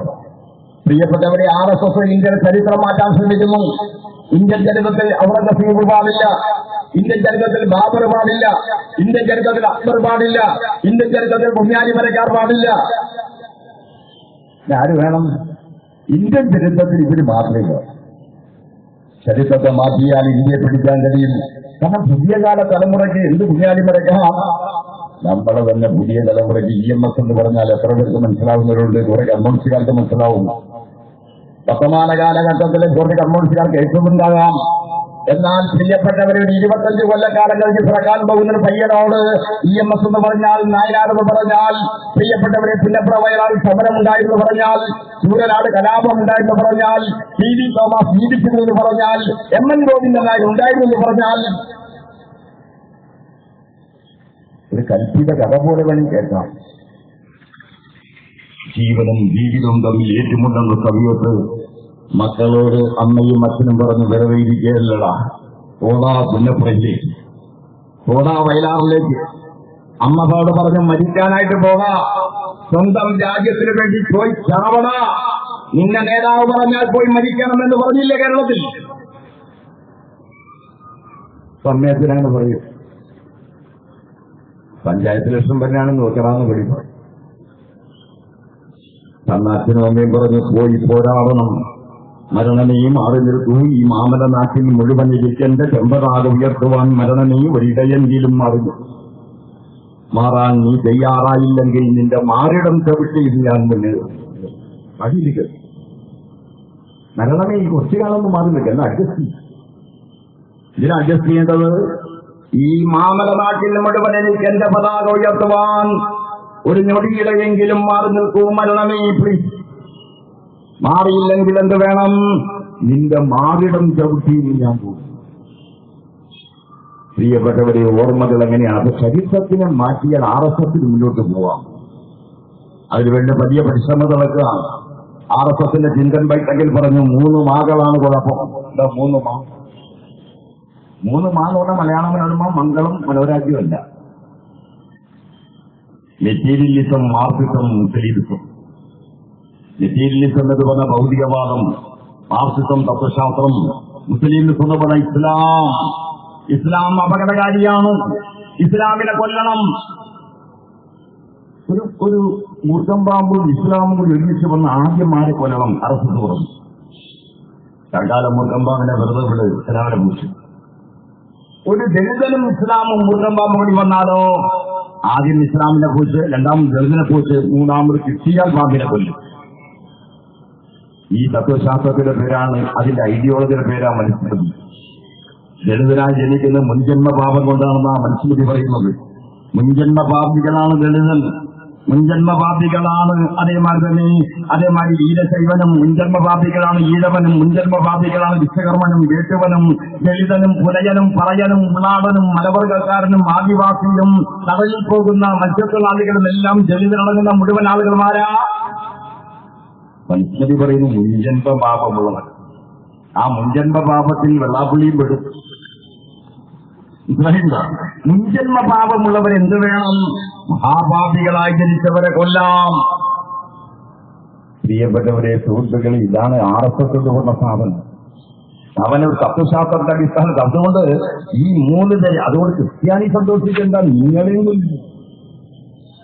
ക്രിസ്ത്യാനിയുടെ കുറച്ച് മെത്രാന്മാരെ കൂടി പെരുമാറ്റമായി മാണിയെ ബസിന്റെ വാതിക്കെ നിർത്തിയിരിക്കുന്നത്. വാദിക്കും വാതിക്കെ നിന്നാൽ ഒരു ഗുണമെന്താ വെച്ചാൽ തിരക്കുണ്ടെങ്കിൽ ചാടി ഇറങ്ങി പോവാം. വല്ലാതെ തിരക്കില്ല, സീറ്റ് കിട്ടണമെങ്കിൽ കയറിയിരിക്കാം. അപ്പൊ UDF ആയി പഞ്ചായത്തിൽ മാറ്റമില്ല. പഞ്ചായത്തിലൊക്കെ ഒരുമിക്കാം. പിന്നെ എവിടെയാ മാറ്റം? 3 വർഷക്കാലം UDFുമായി ഞങ്ങൾ തർക്കത്തിലാണ്. എന്താ 3 വർഷം? ജോസ് കെ മാണിയെ ഇപ്പോ ഒരു മന്ത്രിയായി കിട്ടണം. 8 16 കൂട്ടുന്നതിന് പകരം 13 കൂട്ടുന്ന മണ്ടത്തലയിലാണല്ലോ ഈ ജോസ് കെ മാണി. ഏത് മണ്ടനും മന്ത്രിയാകാവുന്നതാണ് കേന്ദ്രത്തിൽ പ്രത്യേകിച്ചും. അതുകൊണ്ടോ പ്രിയപ്പെട്ടവരെ, ജോസ് കെ മാണിയെ മന്ത്രിയാക്കി 3 വർഷക്കാലം കഴിഞ്ഞാൽ വീണ്ടും നരേന്ദ്രമോദി അധികാരത്തിൽ വന്നാൽ വീണ്ടും ഒന്ന് മന്ത്രിയായാൽ, അപ്പം മരിക്കല കമ്മു മന്ത്രിയായാൽ കോഴിമുട്ട കച്ചവടക്കാരന്റെ സ്വപ്നമാണ്. ഇങ്ങനെ എന്റെ തലയിലിരിക്കുന്ന എല്ലാ കോഴിമുട്ടയും എടുത്ത് അത് അടവച്ച് വിരിയിച്ച് കുഞ്ഞുങ്ങളായി പറമ്പ് മുഴുവൻ കോഴിക്കുഞ്ഞുങ്ങളായി മാറുമ്പോൾ അതിനെല്ലാം വിറ്റ് ഒരാടിനെ മേടിച്ച്, ആടുകൾ ഇഷ്ടം പോലെയാകുമ്പോൾ എല്ലാ ആടിനെയും വിറ്റ്, ആടുകളെ വിറ്റതിന് ശേഷം ഒരു ആനയെ മേടിച്ച്, ആനപ്പുറത്ത് ഞാനും എന്റെ അളിയനും എന്റെ മോനും കൂടി ഒരുമിച്ച് പോയാലെന്ന് വിചാരിച്ച് ആനപ്പുറത്ത് ഇരിക്കുന്ന പോലെ ഇരിക്കുമ്പോ തലേന്ന് കോഴിമുട്ട വീണ് ഉടയുന്നുണ്ടല്ലോ. ആ രംഗത്തിലാണ് മാണി ആലോചിക്കുന്നത്. മാണിയുടെ പത്രസമ്മേളനത്തിൽ എന്താ ജോസഫ് വരാൻ? നാടുകാരൻ കണ്ടപ്പോ ജോസഫിന്റെ മുഖം എന്ന് പറയുന്നത് ഏതാണ്ട് മറ്റേ കഷായം കുടിക്കുന്നവന്റെ മുഖം ഇരിക്കുന്ന കാരണം എന്താ? ജോസഫ് ഇറങ്ങാറാൻ പോവാണ്. ജോസഫ് ഇറങ്ങാനുള്ള തീരുമാനത്തിലാണ് ജോസഫ് നിൽക്കുന്നത്. ഞാൻ പറഞ്ഞു വരുന്നത്, പ്രിയപ്പെട്ടവരെ, നരേന്ദ്രമോദിയുമായി കൂട്ടുചേരാൻ വേണ്ട പരിശ്രമമാണ് ഇവിടെ മാണിയളങ്ങൾ ചെയ്യുന്നത്. അതുകൊണ്ട് ഈ ചെറിയ ചെറിയ ചിരിമ കേസാണ് ഞാൻ പറഞ്ഞു വരുന്നത്. ചരിത്രത്തെ മാറ്റി നിർത്തി ഈ ക്രിസ്ത്യാനിയെ ആക്രമിക്കുവാൻ. പിന്നെ അവരാലോചിക്കുന്നത് എന്താണെന്ന് വെച്ചാൽ 16 കോടി മുസ്ലിങ്ങളെ കൊന്നതിന് ശേഷമല്ലേ ഇവരെ കൊല്ലുന്നത്. 2 കോടി എന്ന് പറഞ്ഞാൽ അവിടുത്തെ RSSന്റെ ശാഖാ പ്രവർത്തകർക്ക് ചെയ്യാവുന്നതേ ഉള്ളൂ. മറ്റതെല്ലാം പട്ടാളക്കാരെ കൂട്ടിക്കൊല്ലണം. പട്ടാളക്കാരെ കൂട്ടി മുസൽമാനെ കൊല്ലണമെങ്കിൽ ഭരണം വേണം, ഭരണം പിടിക്കണം. പ്രിയപ്പെട്ടവരെ, രാജ്യം അപകടത്തിലാണ് എന്നെന്റെ പ്രസംഗത്തിൽ ആദ്യ പാദത്തിൽ പറഞ്ഞ അതാണ്. നാം ഇന്ത്യയിലൊരു സംസ്കാരമൊന്നുമല്ല. മലയാളിയുടെ സംസ്കാരമാണോ? തമിഴന്റെ മലയാളിയുടെ വീട്ടിൽ, ഏതെങ്കിലും വീട്ടിൽ പെങ്ങളുടെ മകളെ അമ്മാവൻ കല്യാണം കഴിക്കാറുണ്ടോ? ഏതെങ്കിലും ഞരമ്പ് രോഗികൾ സ്വന്തം മകളെയും പിടിക്കുന്നുണ്ട്. അതൊക്കെ ഞരമ്പ് രോഗത്തിന്റെ ഭാഗം. പക്ഷെ ഇവിടെ സ്വന്തം പെങ്ങളുടെ മക്കളെ ഏതെങ്കിലും അമ്മാവൻ കല്യാണം കഴിച്ചാൽ, പക്ഷേ തമിഴ്നാട്ടിൽ മുറമാമനാണ് അവൻ. അതുകൊണ്ട് ആ സംസ്കാരം മോശമാണെന്ന് പറയാൻ മലയാളിക്ക് അവകാശമില്ല. മലയാളിയുടെ സംസ്കാരം മോശമാണെന്ന് പറയാൻ അവനും അവകാശമില്ല. നിങ്ങൾ 28 രാജ്യങ്ങളെല്ലാം ഒരുമിച്ച് ചേരുന്നതാണ്. നിങ്ങൾക്ക് നിങ്ങളുടെ രാജ്യത്തിലെ സംസ്കാരമാകാം, നിങ്ങളുടെ രാജ്യത്തിലെ സംസ്കാരത്തെ മുറുകെ പിടിക്കാം. എന്നാൽ ഇന്ത്യ എന്ന ഏകബോധത്തിലേക്ക് എത്തണം. എങ്ങനെ ഇന്ത്യ എന്ന ഏകബോധത്തിലെത്തുന്നതിന്റെ വഴിയുടെ പേരെന്താ? നാനാത്വത്തിൽ ഏകത്വം. ഇന്ത്യയുടെ ഏകബോധത്തിന്റെ വഴിയുടെ പേരാ നാനാത്വത്തിൽ ഏകത്വം. അല്ലാണ്ട് ഒരാളെ ഒറ്റയ്ക്കിരുന്ന് ജ്ഞാന വായിച്ചെന്നല്ല. ഇവരുടെ വിചാരം ഒറ്റയ്ക്കിരുന്ന് ജ്ഞാന വായിച്ച നാനാത്വത്തിൽ ഏകത്വം അല്ല. നാനാതരം ചിന്തയിൽ നിന്നും, നാനാതരം സംസ്കാരത്തിൽ നിന്നും, നാനാതരം ബോധത്തിൽ നിന്നും ഇന്ത്യ എന്ന ഒത്തൊരുമയുടെ ബോധം. സംഘപരിവാറിന്റെ കയ്യിൽ അത് ഭദ്രമല്ല. അവർ ഹിന്ദു സംസ്കാരം മാത്രമാണ് ശരിയെന്ന് പറയുന്നത്. ഇസ്ലാമിന് വേണമെങ്കിൽ ഇവിടെ ജീവിക്കാം, പക്ഷെ എങ്ങനെ വേണം? ഉച്ചരിക്കാൻ പാടില്ല, റാത്തീബും അവധൂറും നടത്താൻ പാടില്ല. ഇതുകൊണ്ട് ഈ രാജ്യത്ത് ഞങ്ങൾ പറയുന്നത് കേൾക്കണം. ഞങ്ങളുടെ സംസ്കാരം ആശ്രഭാരത സംസ്കാരം നിങ്ങൾ ചെയ്യണം. നിലപാടിൽ മാറ്റം വരുത്തണം. ഇന്ത്യ ഹിന്ദുവിന്റെയാണെന്ന് നിങ്ങളും പറയണം. ഇത്തരം ഒരു ഭരണാധികാരിയാണ് രാജ്യം ഭരിക്കുന്നത്. രാജ്യത്തിരുത്തുന്നത് വേറെ വിഷയം. ഇത് മാത്രമേ ഉള്ളൂ. രാജ്യത്തെ പിന്നെ വേറെ ഉണ്ടല്ലോ. കട്ടിലിനെ ധരിക്കാൻ വേണ്ട കൈ നനയ്ക്കാറാണ്. ഒന്നുമില്ല. ഭരണം എന്ന് പറഞ്ഞാൽ 2 കൊല്ലമായി ഒന്നുമില്ല. എല്ലാ പൊതുമേഖലയും ചെയ്തു. ഈ തൊഴിലാളികളുടെ പ്രശ്നമില്ല. രാജ്യതന്ത്രാലയം എന്ന് പറഞ്ഞ രാജ്യരക്ഷയ്ക്ക് ആവശ്യമായി ഉപയോഗിക്കുന്ന യന്ത്രങ്ങളും അതേമാതിരി ആയുധങ്ങളും ഉത്പാദിപ്പിക്കുന്ന മേഖലയുണ്ടല്ലോ, അത് പൂർണ്ണമായി സ്വകാര്യവൽക്കരിച്ചു. നേരത്തെ തന്നെ BSNL കളഞ്ഞു, തീവണ്ടി വിറ്റു, പൊതുമേഖലാ സ്ഥാപനങ്ങളെ, വഞ്ചന വ്യവസായശാലകളെല്ലാം വിറ്റു, എണ്ണ ശുദ്ധീകരണശാലകളെല്ലാം വിറ്റു, മണ്ണെണ്ണയ്ക്ക് വില കൂട്ടി, രാജ്യത്തിന്റെ എല്ലാ ഉൽപ്പന്നങ്ങളും തകർത്ത് തരിപ്പണമാക്കി, കൃഷിക്കാരൻ അവന്റെ തകർച്ച കൊണ്ട് മരണത്തിലേക്ക് അതിന്. പ്രിയപ്പെട്ടവരെ, നരേന്ദ്രമോദി ഈ ഇന്ത്യയിൽ ജീവിച്ചതിനേക്കാൾ കൂടുതൽ ഒബാമയുടെ വീട്ടിലാണ് ജീവിച്ചത്. പേടിയാണ് നരേന്ദ്രമോദിയോട് മറ്റുള്ളവർക്ക് പറയാൻ. വാം വെൽക്കം കമ്മെഗയിൽ എന്ന് പറഞ്ഞാൽ അപ്പം വീടുന്നു. ഈ ഒബാമയെ തന്നെ എത്ര ആശങ്കയുണ്ട്. പ്രിയപ്പെട്ടവരെ, സുഹൃത്തുക്കളെ, നരേന്ദ്രമോദി എന്ന് പറയുന്നത് ദുർമൂർത്തിയുടെ പ്രതിച്ഛായ. നുണയേ പറയൂ, നുണയെ വാ വിളിച്ചാൽ പറയുള്ളൂ. അതല്ലേ പ്രത്യേകത. ഞാൻ വിവാഹിതനല്ല, ബ്രഹ്മചാരിയാണെന്ന് പറഞ്ഞല്ലേ ഇദ്ദേഹം. ഞാൻ സവർണ ഹിന്ദുവല്ല, ദളിതനാണെന്ന് പറഞ്ഞ ആളല്ലേ ഇദ്ദേഹം. 10-36 കൊല്ലം മുമ്പ് കല്യാണം കഴിച്ച ഒരു സ്ത്രീയെ ഞാൻ വിവാഹമേ കഴിച്ചിട്ടില്ല. ഏതോ പത്രക്കാരിങ്ങനെ, അവരിങ്ങനെയാണല്ലോ. പത്രക്കാർ ഉള്ളത് ഇല്ലാതാക്കും, ഇല്ലാത്തത് കണ്ടുപിടിക്കും, അർത്ഥസത്യത്തെ സത്യത്താക്കും ഒക്കെ ഉണ്ട്. ചില പ്രശ്നങ്ങളും മുച്ചുമ്പും ഇഷ്ടത്തില്ല. ചിലപ്പോൾ എവിടെ കിട്ടുന്നുണ്ട് വക്കീലന്മാരെ. വക്കീലന്മാരും ചെയ്യുന്നത് ശരിയാണെന്ന അഭിപ്രായമൊന്നും ഇരിക്കില്ല. അതുകൊണ്ട് ഹൈക്കോടതി ഒരിക്കലും വീട് ബോട്ടിലറിയാൻ പാടില്ല. അപ്പൊ വീട് ബോട്ടിലറിയണമെങ്കിൽ വീട് കുടിച്ചിരുന്ന ഉറപ്പല്ലോ.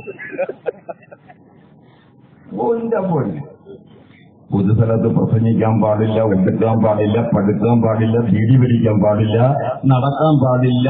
മൈക്ക് സാങ്ഷൻ, പ്രതിഷേധ യോഗത്തിൽ മൈക്ക് സാങ്ഷൻ വേണമെങ്കിൽ എന്ന് വേണം? 1 മാസം മുമ്പ് എടുക്കണം. അപ്പൊ പ്രതിഷേധം വരുമ്പോ അപ്പോഴല്ലേ വരിക. 1 മാസം മുമ്പ് പ്രതിഷേധ യോഗം.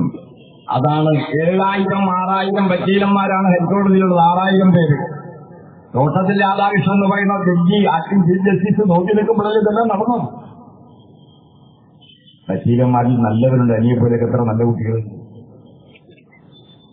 പക്ഷേ വക്കീലന്മാരിൽ മനുഷ്യരുള്ള പോലെ തന്നെ ദുഷ്ടന്മാരുമുണ്ട്. ഒരു പണിയില്ലാതെ വരുന്നവരുണ്ട്. അവര് വീട്ടിൽ നിന്ന് പോരുന്നത് ഇവർ വെറുതെ വന്നിരിക്കാണ്. ചിലവര് അവര് ചേർന്ന് ഈ 10-40ഓളം വരുന്ന പത്രക്കാരെ നല്ല സഭ ചതച്ചു. പത്രക്കാരെ ചതയ്ക്കുമ്പോഴോ അതെല്ലാം അവർ ഫോട്ടോ എടുത്ത് പത്രക്കാർ കൊടുക്കും. പത്രക്കാർ നല്ല തെരി ഇവരെ പറഞ്ഞിട്ടുണ്ട്. അതെ, വക്കീലന്മാര്. അപ്പൊ ഇവര് ഓഫ് ചെയ്തിരിക്കും മൈക്ക്, അത് പത്രക്കാര്. എന്നാൽ ഈ പൊട്ടക്കുണത്തിലൊക്കെ ഇവർ ഓഫ് ചെയ്യണമെന്ന് മനസ്സിലാക്കി മിണ്ടാട്ടിരുന്നാ പോലെ പത്രക്കാരെന്ത് ചെയ്യുന്നു വെച്ചാൽ ഇവരെ പച്ചയായി പുലഭ്യവും പുലയാട്ടും പറഞ്ഞിട്ട് ഇങ്ങനെ പറഞ്ഞു അപ്പൊ മൈക്കോട്ടി. ഞാൻ പറഞ്ഞു വരുന്ന ആ വിഷയമല്ല. വിഷയം എന്താണ്? പ്രിയപ്പെട്ടവരെ, നമ്മുടെ നാട്ടിന്റെ സംസ്കാരം എല്ലാം മാറ്റി നമ്മുടെ ഒബാമയുടെ വീട്ടിൽ പോയി താമസിക്കുന്ന നരേന്ദ്രമോദിക്ക് ഇന്ത്യൻ വിചാരങ്ങൾ, വേദനകൾ, വേവലാതികൾ, ഇന്ത്യയുടെ വിദ്യാഭ്യാസം, ഇന്ത്യൻ തൊഴിൽ, ഇന്ത്യൻ കാർഷിക രംഗം, ഇന്ത്യയുടെ പാരിസ്ഥിതി, ഇതൊക്കെ വലിയ രാജ്യമാണോ ഇത്? ഇന്ത്യ എന്ന് പറയുന്ന വലിയ രാജ്യമാണ്. ഇക്കാവട്ടത്തെ ഗുജറാത്ത് അല്ലത്. ഇത് വലിയ രാജ്യം. ഇവിടെ ഭരിക്കണമെങ്കിൽ അപാരമായ കൈപ്പയും കൃതകസ്ഥതയും വേണം. ജവഹർലാൽ നെഹ്റുവിനെ പോലെ ആളുകൾക്ക് കഴിയും. ലാൽ ബഹദൂർ ശാസ്ത്രിക്കും കഴിയും. വേണ്ടി വന്നാൽ ജ്യോതിബാസു ജീവിച്ചിട്ടുണ്ടെങ്കിൽ ജ്യോതിബാസുവിനും കഴിയും. അതിന് കൊടുത്തും വാങ്ങുമുള്ള ശീലം വേണം. ജനങ്ങളുടെ പ്രവർത്തിച്ച അനുഭവം വേണം. ജനങ്ങൾക്ക് അവർ സേവനം കൊടുക്കണം. ജനങ്ങളുടെ സ്നേഹം മാത്രം കിട്ടണമെന്ന് ആഗ്രഹിച്ചാൽ പോരാ. നരേന്ദ്രമോദി എന്തെങ്കിലും ജനങ്ങൾക്ക് സ്നേഹം കൊടുത്തിട്ടുള്ളൂ, പിന്നെ എന്നെ കിട്ടണമെന്ന് ആഗ്രഹിക്കുന്നത്.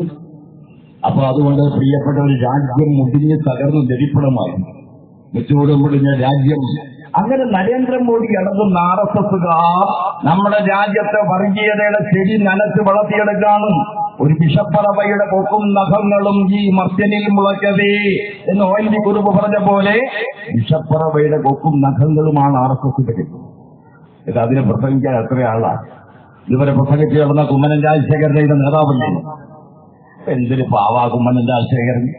കുമ്മനം രാജശേഖരൻ എന്ന് പറഞ്ഞ മഹാപാവമായി വെള്ള സത്താണ് ഇപ്പോ. എനിക്ക് ആരെങ്കിലും വെള്ള സക്ഷനോട് വിരോധമൊന്നും ഉണ്ടായിട്ട് പറഞ്ഞതല്ല. കുമ്മനം രാജശേഖരൻ, നിങ്ങൾ ഇന്നലെ വരെ പ്രസംഗിച്ചത് എന്താണ്? നിങ്ങളുടെ സഹചാരി ആരായിരുന്നു? ശശികല ടീച്ചർ. ടീച്ചറെ പ്രസംഗം ഇവിടെയും കേട്ടിട്ടില്ല. ടീച്ചർ എന്ന് പറഞ്ഞാൽ ഒരു സത്യം പറഞ്ഞാൽ ഒരു ചന്ദനത്തിനിയുടെ വലുപ്പമുള്ള എല്ലാം കൂടി കത്തിച്ചാൽ. പക്ഷേ പട്ടാളവും പ്രസംഗം എങ്ങനെയാ? പ്രസംഗം വന്നപ്പോൾ ശശികല ടീച്ചർ നല്ല വിനാശകര ടീച്ചറാണ്. എല്ലാ വിനാശം നുണയല്ലാതെ പറയില്ല. എല്ലാ ദേവസ്വങ്ങൾക്കും പൈസ ആരും കൊടുക്കണില്ല, പള്ളിക്ക് കാശ് കൊടുക്കുന്നില്ല. എവിടെ നിന്ന് ടീച്ചർക്ക് കിട്ടി? ടീച്ചറെ, ഈ കേരളത്തിലെ ബജറ്റിൽ ഏറ്റവും കൂടുതൽ പണം കൊടുക്കുന്ന ദേവാലയം അമ്പലമാണ്. ടീച്ചറെ, ഈ കേരള ബജറ്റിൽ നയാ പൈസ പോലും ബഡ്ജറ്റിൽ അലോക്കേഷൻ ഇല്ലാത്ത സ്ഥലം മുസ്ലിം പള്ളിയും ക്രിസ്ത്യൻ പള്ളിയുമാണ്. മറക്കരുത് ടീച്ചറെ. ദേവസ്വം എന്ന് പറഞ്ഞാൽ ദേവസ്വം ഭരണത്തിന്റെ ഭാഗമായി ഏതെങ്കിലും കാശുള്ള അമ്പലവും വരവുള്ള അമ്പലവും മാത്രമല്ല കേരളത്തിൽ അമ്പലങ്ങളായുള്ളത്. എത്ര അർത്ഥപ്പട്ടിണിക്കാരായ ലോ ക്ലാസ് അല്ലെങ്കിൽ വളരെ വളരെ വരുമാനമില്ലാത്ത ദൈവങ്ങൾ തന്നെ അവരെന്നും നോക്കി നിൽക്കുകയാണ്. ആരെങ്കിലും വരണ്ടോ വരണ്ടോ വരണ്ടോ എന്ന്. ദൈവമായിരിക്കും കാര്യമൊന്നുമില്ല. ഉച്ചരമ്പലം പോലത്തെ അമ്പലമല്ല, അമ്പലം തന്നെയില്ല. അമ്പലമില്ലാതെ ആൾത്തറയിൽ വാഴുന്നവരാണ്. ഞാൻ പറഞ്ഞു വരുന്നത്, പ്രിയപ്പെട്ടവർ, ഈ അമ്പലങ്ങൾക്ക് എങ്ങനെ വരുമാനം ഉണ്ടാകുന്നത്? ഈ അമ്പലത്തെ പൂജാരിക്ക് എങ്ങനെ പൈസ കിട്ടുന്നത്? ഈ ശബരിമല പോലത്തെ അമ്പലങ്ങളും മോച്ചിറമ്പലങ്ങൾ പോലെ അമ്പലങ്ങളും അതേമാതിരിയുള്ള വലിയ അമ്പലങ്ങൾ, ചോട്ടാനിക്കര പോലുള്ള വലിയ അമ്പലങ്ങൾക്ക് മാത്രമുള്ള വരുമാനം കൊണ്ട് ആയിരക്കണക്കിന് അമ്പലങ്ങൾക്ക് പ്രിയപ്പെട്ടവർ ജീവിത വരുമാനം കൊടുക്കാൻ പറ്റുമോ? അതിന് ബഡ്ജറ്റ് അലോക്കേഷനാണ് വരുന്നത്. ആ പണം കൊണ്ടാ കൊടുക്കുന്നത്. ഞാൻ ചോദിക്കട്ടെ, ഏത് മുസ്ലിം പള്ളിയുടെ പെരുന്നാളിന് നമ്മുടെ പണം കൊടുക്കുന്നില്ലല്ലോ. അപ്പോ ടീച്ചർ പറയുമ്പോ ഈ നുണ പറഞ്ഞാൽ എന്താ കൊടുക്കുന്നത്? ടീച്ചർ നുണ പറഞ്ഞ എന്തായി? ടീച്ചർ മോൻ ഇലക്ഷൻ നിന്നപ്പോ 18 വോട്ടാകെ കിട്ടി. ടീച്ചറുടെ വീടിന്റെ പേരിൽ പുറമെ പോയി എന്ത് നുണയും പറയാം. പക്ഷെ അവനവന്റെ നാട്ടിൽ കിട്ടണം അംഗീകാരം. ആദ്യം അവിടെ നിന്ന് ആരംഭിക്കണം. പ്രിയപ്പെട്ട ടീച്ചർ, നിങ്ങൾ ഈ രാജ്യത്തെ കലാപം വിതയ്ക്കുകയാണ്, കലാപത്തിന് തിരികൊളുത്തുകയാണ്. ഞങ്ങൾ കമ്മ്യൂണിസ്റ്റുകാരെന്ന് പറയുന്ന ആളുകളല്ല ക്ഷേത്രപ്രകടനത്തെ സമരം ചെയ്തതെന്നൊക്കെ പറഞ്ഞ് പ്രസംഗിച്ചത് കേട്ടു. അന്ന് സമരം ചെയ്തത് എല്ലാവരും കമ്മ്യൂണിസ്റ്റ് യാഥാർത്ഥ്യമാണ്. അന്ന് സമരം ചെയ്ത AKG കമ്മ്യൂണിസ്റ്റാണ്, കൃഷ്ണപിള്ള കമ്മ്യൂണിസ്റ്റായി. പ്രിയപ്പെട്ടവരെ, പാലിയം സമരം അതിലെ കമ്മ്യൂണിസ്റ്റുകാരാണ്. പാലിയത്ത് മരിച്ചത് ബ്രാഞ്ച് സെക്രട്ടറിയാണ്. ടീച്ചർക്ക് ഓർമ്മയുണ്ടെങ്കിൽ ഞാൻ പഠിപ്പിക്കാം. പാലിയത്ത് സമരം നിന്ന് വേലായുധനാണ് മരിച്ചത്. വേലായുധം മരിച്ചു വീഴുന്ന കുട്ടിമാളുവമ്മയുടെ മടിയിൽ വെച്ചാണ്. പല സമരങ്ങളും ഞങ്ങളെ കൈകാര്യം ചെയ്യുന്നു. അതാണ് കമ്മ്യൂണിസ്റ്റുകാരുടെ പ്രത്യേകത. ദൈവവിശ്വാസിയല്ലാത്ത കമ്മ്യൂണിസ്റ്റുകാരൻ ദൈവവിശ്വാസിക്ക് വേണ്ടി മരിക്കുന്നു. അതല്ലേ വേലായുധന്റെ മരണം, അതല്ലേ പാലിയം സമരം. അപ്പൊ ഞാൻ പറഞ്ഞു വരുന്നത്, നമ്മുടെ രാജ്യത്ത് ശശികല ടീച്ചറെ പോലെയുള്ള ഇന്നത്തെ കുമ്മനം രാജശേഖരന്റെ ഒരു പാവനത്വം.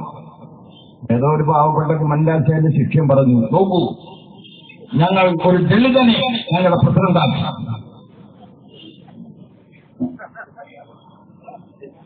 കണ്ടാലൊക്കെ മോശമായിട്ടുണ്ടല്ലോ. ഞാൻ അത് ജീവിത രീതി കൊണ്ടുള്ള ആളുടെ ഭംഗിയൊക്കെ ഉണ്ടാവും. 5 കൊല്ലം ഭംഗിയുണ്ടോ? ഏതോ നല്ല നായകനാണ് കുമ്മനം രാജശേഖരൻ. കുമ്മനം രാജശേഖരൻ ദളിതനാണെന്ന് ആരെങ്കിലും പഠിപ്പിച്ചാൽ നല്ലതാണ്. കുമ്മനം രാജശേഖരൻ, നിങ്ങള് മാറാട് കലാപത്തിന്റെ നിജാത്മാവാണെന്ന് ആർക്കറിയാത്തത്? മാറാട് കലാപത്തിന്റെ വിത്തും വളവും പ്രിയപ്പെട്ട കുമ്മനം നിങ്ങളുടെ കയ്യിലായിരുന്നു എന്നറിയിച്ചു. ഈ സുധീഷ് പിന്നി എന്ന് പറയുന്നതാണ് RSS പോലുള്ള കാരണം അതല്ലോ ആണോ? ഞാൻ പറഞ്ഞു വരുന്നത് RSS ഈ നിലപാടെല്ലാം സ്വീകരിക്കുമ്പോൾ മുസൽമാൻ എന്ത് വേണം? മുസൽമാൻ എന്ന് പറയുന്ന ആളുകള് മതനിരപേക്ഷവാദത്തിനൊപ്പം നിൽക്കണമോ? അതാണോ വേണ്ടത്? അതെയോ ഞങ്ങൾ 100 ആളുകളെ IS ആക്കിക്കൊണ്ട് ഹിജ്റ, അനിസ്ലാമികതയിൽ നിന്ന് ഇസ്ലാമികതയിലേക്കുള്ള ഹിജ്റ. എവിടെ ഹിജ്റയ്ക്ക് പോണത്? സിറിയ, അഫ്ഗാനിസ്ഥാൻ. നിൽക്കാൻ സ്ഥലമില്ല അവിടെ. കൊച്ചുപിള്ളകളുടെ കയ്യിലടക്കം ബോംബും തോക്കുമാണ്. ഇസ്ലാം എന്ന് പറഞ്ഞാൽ സമാധാനം എന്നാണ് അർത്ഥം. സമാധാനം, ശാന്തി എന്നതിന്റെ പേരാണ് ഇസ്ലാം. അതാണ് പ്രിയപ്പെട്ടവരെ, നിങ്ങൾക്ക് നന്മയുണ്ടാകട്ടെ എന്ന് പറയുന്നതാണ് ഇസ്ലാം എന്ന പദം. ഇസ്ലാമിൽ എങ്ങനെയാണ് അന്യരെ കൊല്ലാൻ അവകാശം? നിങ്ങൾക്ക് ആവശ്യമായ ഭക്ഷണത്തിനൊരു കോഴിയെ കൊല്ലണമെങ്കിൽ എന്ത് വേണം ഇസ്ലാമിൽ? അതിന് പൊളിച്ച് കുറച്ച് വെള്ളം കൊടുക്കണം, ഭക്ഷണം കൊടുക്കണം. ആ കോഴി എങ്ങനെ കൊല്ലണം? അതിവേഗയിൽ ഒറ്റ അറുക്കലിന് കൊല്ലണം. കഴുത്ത് പിടിച്ചിട്ടിട്ട് മുറ്റത്തിൽ അവർ കളിക്കാൻ പാടില്ല. മയ്യത്ത് നമസ്കാരമാണ് ഏറ്റവും വലിയ നമസ്കാരം എന്ന് പറഞ്ഞത് ഖുർആനാണ്. നീ വേറെ ഏത് നമസ്കാരത്തിൽ പങ്കെടുത്തില്ലെങ്കിലും മയ്യത്ത് നമസ്കാരത്തിൽ പങ്കെടുക്കണം. മയ്യത്തിനോട് മര്യാദകേട് കാണിച്ചാൽ നീ ഇസ്ലാമല്ല കാഫറാണെന്ന് പറഞ്ഞത് ഏത് മതം? ഇസ്ലാം മതം. നിന്റെ ചുറ്റുപാടുമുള്ളവൻ ഭക്ഷണം കഴിക്കാതിരിക്കുമ്പോൾ നീ വിശപ്പ് മാറ്റുക. നീ മിഷ്ടാനഭോജനം നടത്തരുത്. മിഷ്ടാനഭോജനം നടത്തിയാൽ നീ ഇസ്ലാമല്ല കാഫറാണ്. ഏത് മതാ പറഞ്ഞു? പരിശുദ്ധ ഖുർആൻ തന്നെ മുഹമ്മദ് നബിയോട് പറയുന്ന, മുഹമ്മദ്, നിന്റെ ഉദ്ദീപനങ്ങളെയും നിന്റെ അഭിപ്രായങ്ങളെയും എല്ലാം ഞാൻ മാനിക്കാം. നിന്റെ മാത്രമല്ല, നിന്റെ പൂർവികരുടെയും. ഏതാ പൂർവൻ? പരിശുദ്ധനായ പ്രവാചകനായ മുഹമ്മദ് നബിയുടെ ബാപ്പാടെ ജ്യേഷ്ഠന്റെ മകനായ ഇബ്രാഹിം നബിയും ഇബ്രാഹിം നബിയുടെ 8 സഹോദരന്മാരിൽ അവസാനത്തെ ഈസാ നബിയും മാത്രമാണോ? അവര് മാത്രമല്ല, പകരം വാൽമീകിയും മത്സ്യായനനും എല്ലാം അവരുടെ എല്ലാം താല്പര്യങ്ങൾ എനിക്ക് ഇഷ്ടമാണെന്ന ഏറ്റവും പുതിയ മതമാണല്ലോ ഇസ്ലാം മതം. ഇപ്പോൾ ഹിന്ദു മതം കേട്ടോ, അറിയാണ്ടല്ല പറഞ്ഞു. ഹിന്ദു കോഴിക്കോട് കളക്ടറും കുറെ പ്രാന്തന്മാരും ഉണ്ടാക്കിയ മതത്തിലെ പറയാൻ പറഞ്ഞ മതം തന്നെ വേണ്ടാന്ന് വെക്കുന്ന കാലത്താണ് പുതിയ മതം ഉണ്ടാക്കുന്നത്. കോട്ടെ, അതെല്ലാം ഓരോരുത്തരുടെ ഇഷ്ടമാണ്, അവർ ചെയ്തോട്ടെ. ഞാൻ പറഞ്ഞു വന്നതല്ല. ഞാൻ പറഞ്ഞു ഏറ്റവും പുതിയ മതങ്ങളിൽ ഒരു മതമാണ് മുസ്ലിം മതം. അതാ ഇപ്പം മുഹമ്മദ് നബിയോട് ഖുർആൻ പറഞ്ഞത്. എന്റെ പൂർവികർ അത്രയേറെ പ്രധാനപ്പെട്ട ആളുകളാണല്ലോ മതമല്ലേ ഇസ്ലാം മതം. ആ മതത്തിന്റെ അനുയായികൾ ചെയ്യുന്ന പണിയാണുള്ളത്. ഞങ്ങൾ ബാപ്പ ഉമ്മ വിഷമിക്കരുത്, ഞങ്ങൾ മുസ്ലിം രാജ്യത്തെത്തി, ഞങ്ങൾ സന്തോഷവതികളാണ്. ഇങ്ങനെ സന്തോഷവതികൾ എന്താ ISന്റെ താല്പര്യം? ഇസ്ലാം മതത്തിൽപ്പെട്ടവരെ പോലും അവർക്ക് പറ്റാത്തവരെ കൊല്ലുകയും ചെയ്യും. സുന്നി, വഹാബി, അഹമ്മദിയ, ജമാഅത്ത് ഇസ്ലാമിയെ കൊണ്ടുപോയിട്ടൊന്നും അറിയില്ല.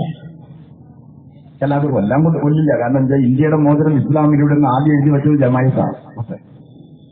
അപ്പോ RSS എഴുതി മുസ്ലിമിന്റെ അന്ത്യം ഇന്ത്യയിൽ തന്നെ അറിയില്ല. പടി കൊടുക്കുന്നു, അടിമതി. ഇവിടെ IS അങ്ങനെയല്ല. IS എന്താ? യൂതന്മാരെ, ഹിന്ദുക്കളെ എന്നുകൊണ്ട് ആരെ കൊണ്ടുപോയി പിടിച്ചാലും പെണ്ണാണെങ്കിൽ അവരെ വ്യഭിചരിച്ച് കൊല്ലുക, ആണാണെങ്കിൽ ചെറിയ കൊച്ചങ്ങളാണെങ്കിൽ സ്വർഗരീതിക്ക് ഉപയോഗിച്ച് കൊല്ലുക, കഴുത്തറക്കുക, ഒരു പുഴയുടെ തീരത്ത് കുരിച്ചു നിർത്തി ഇങ്ങനെയാണ് കൊല്ലുക. മനുഷ്യരാരും ചെയ്യുന്ന പണിയല്ല IS ചെയ്യുന്നു. അവർ സ്വയം മേനി നടിക്കാറ്. ഞങ്ങൾ ഇസ്ലാമിന്റെ സ്വന്തം ആളാണ്, ഞങ്ങളാണ് ഒറിജിനൽ ഇസ്ലാം എന്ന് പറഞ്ഞാൽ ഇസ്ലാമിനെ കുറിച്ച് RSSകാർ പ്രചരിപ്പിക്കുന്നതിന് പ്രചോദനം ഉണ്ടാകുകയാണോ ചെയ്തത്? RSSകാരുണ്ടാക്കുന്ന ഈ തോന്നിവാസങ്ങളെ ഇസ്ലാമിനെ വിട്ടുകൊടുക്കുകയാണോ ചെയ്യുന്നത്? എന്തെല്ലാം വൃത്തികേടാണ് അവർ കാണിച്ചുകൊണ്ടിരിക്കുന്ന IS. അതിൽ 100ഓളം പേര് പോയില്ലേ? ഈ കാസർഗോഡ് നിന്നും പല മേഖലയിൽ നിന്നും ആള് പോയി. ശരാശരി 500ഓളം ആളുകൾ പോയിരുന്നല്ലേ കണക്ക്.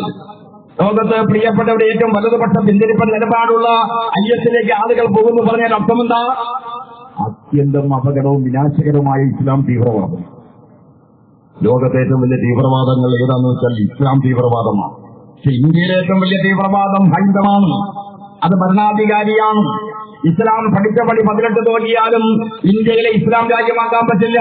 ക്രിസ്ത്യാനി വിചാരിച്ചാലും ഇന്ത്യ ക്രിസ്ത്യൻ രാജ്യമാക്കാൻ പറ്റില്ല. എന്നാൽ ഹിന്ദുവിന്റെ ലോലവികാരങ്ങളെ ഞെരടി ഞെരടി ഞെരടി RSSകാരൻ ഇന്ത്യയെ ഹിന്ദു രാജ്യമാക്കാൻ പരിശ്രമിക്കുക. അങ്ങനെ ഞെരടിയപ്പോഴല്ലേ വെള്ളാപ്പള്ളി പ്രദേശം കിട്ടിയത്, തുഷാർ വെള്ളാപ്പള്ളിയെ കിട്ടിയത്, ബാബുവിനെ കിട്ടിയത്, ഏതോ ഒരു നമ്പൂരി അയാളെ കിട്ടിയത്. അവിടെ മത്സരിച്ചാണ് അൽത്തരമൊക്കെ പറഞ്ഞത്രേ ഉള്ളൂ. അത് കിട്ടിയ ആൾക്കാരൊക്കെ മത്സരിപ്പിച്ചത്രേ ഉള്ളൂ. പെണ്ണില്ലാന്ന് പക്ഷെ പെങ്ങളെ കിട്ടിയാന്ന് പറയുന്നു. ഇത് നല്ല കാൻഡിഡേറ്റ് ഉണ്ടായി. ഭീമന്റെ കൂനൊക്കെ പോലെയുള്ള വലിയ കാൻഡിഡേറ്റ് ഒക്കെ ഇല്ല. ശ്രീശാന്ത് സ്വന്തം ടീമിനെതിരായി കാശ് മേടിച്ച് ജയിലിൽ പോയി. രാജസ്ഥാൻ റോയൽസ് പറയുന്ന ആ രാഹുൽ ദ്രാവിഡിന്റെ ടീമായിരുന്നു. എന്ത് വിരൽത്തുമ്പിലടക്കം മാന്യത്തിലുള്ള ക്രിക്കറ്റ് കളിക്കാരനാണ് രാഹുൽ ദ്രാവിഡ്. അയാളെ പറ്റിച്ചിട്ട് മറ്റൊരു കാശ് മേടിച്ചത് തോപ്പിച്ചു. ഞാൻ ഓരോ ഓവറിലും ഓരോ റണ്ണ് കൂട്ടി തന്നാൽ എനിക്ക് എന്ത് തരുമെന്നാ ചോദിച്ചത്. ശ്രീശാന്ത് അയാൾ വിളിക്കുന്നു. ഭീമന്റെ പരമമ്പരണം ഇന്ത്യയോടെ എത്ര കാൻഡിഡേറ്റാണ്? ഇന്ന് കുറെ കാൻഡിഡേറ്റ്. അവിടെ കോൺഗ്രസ് എന്ത് ചെയ്തു?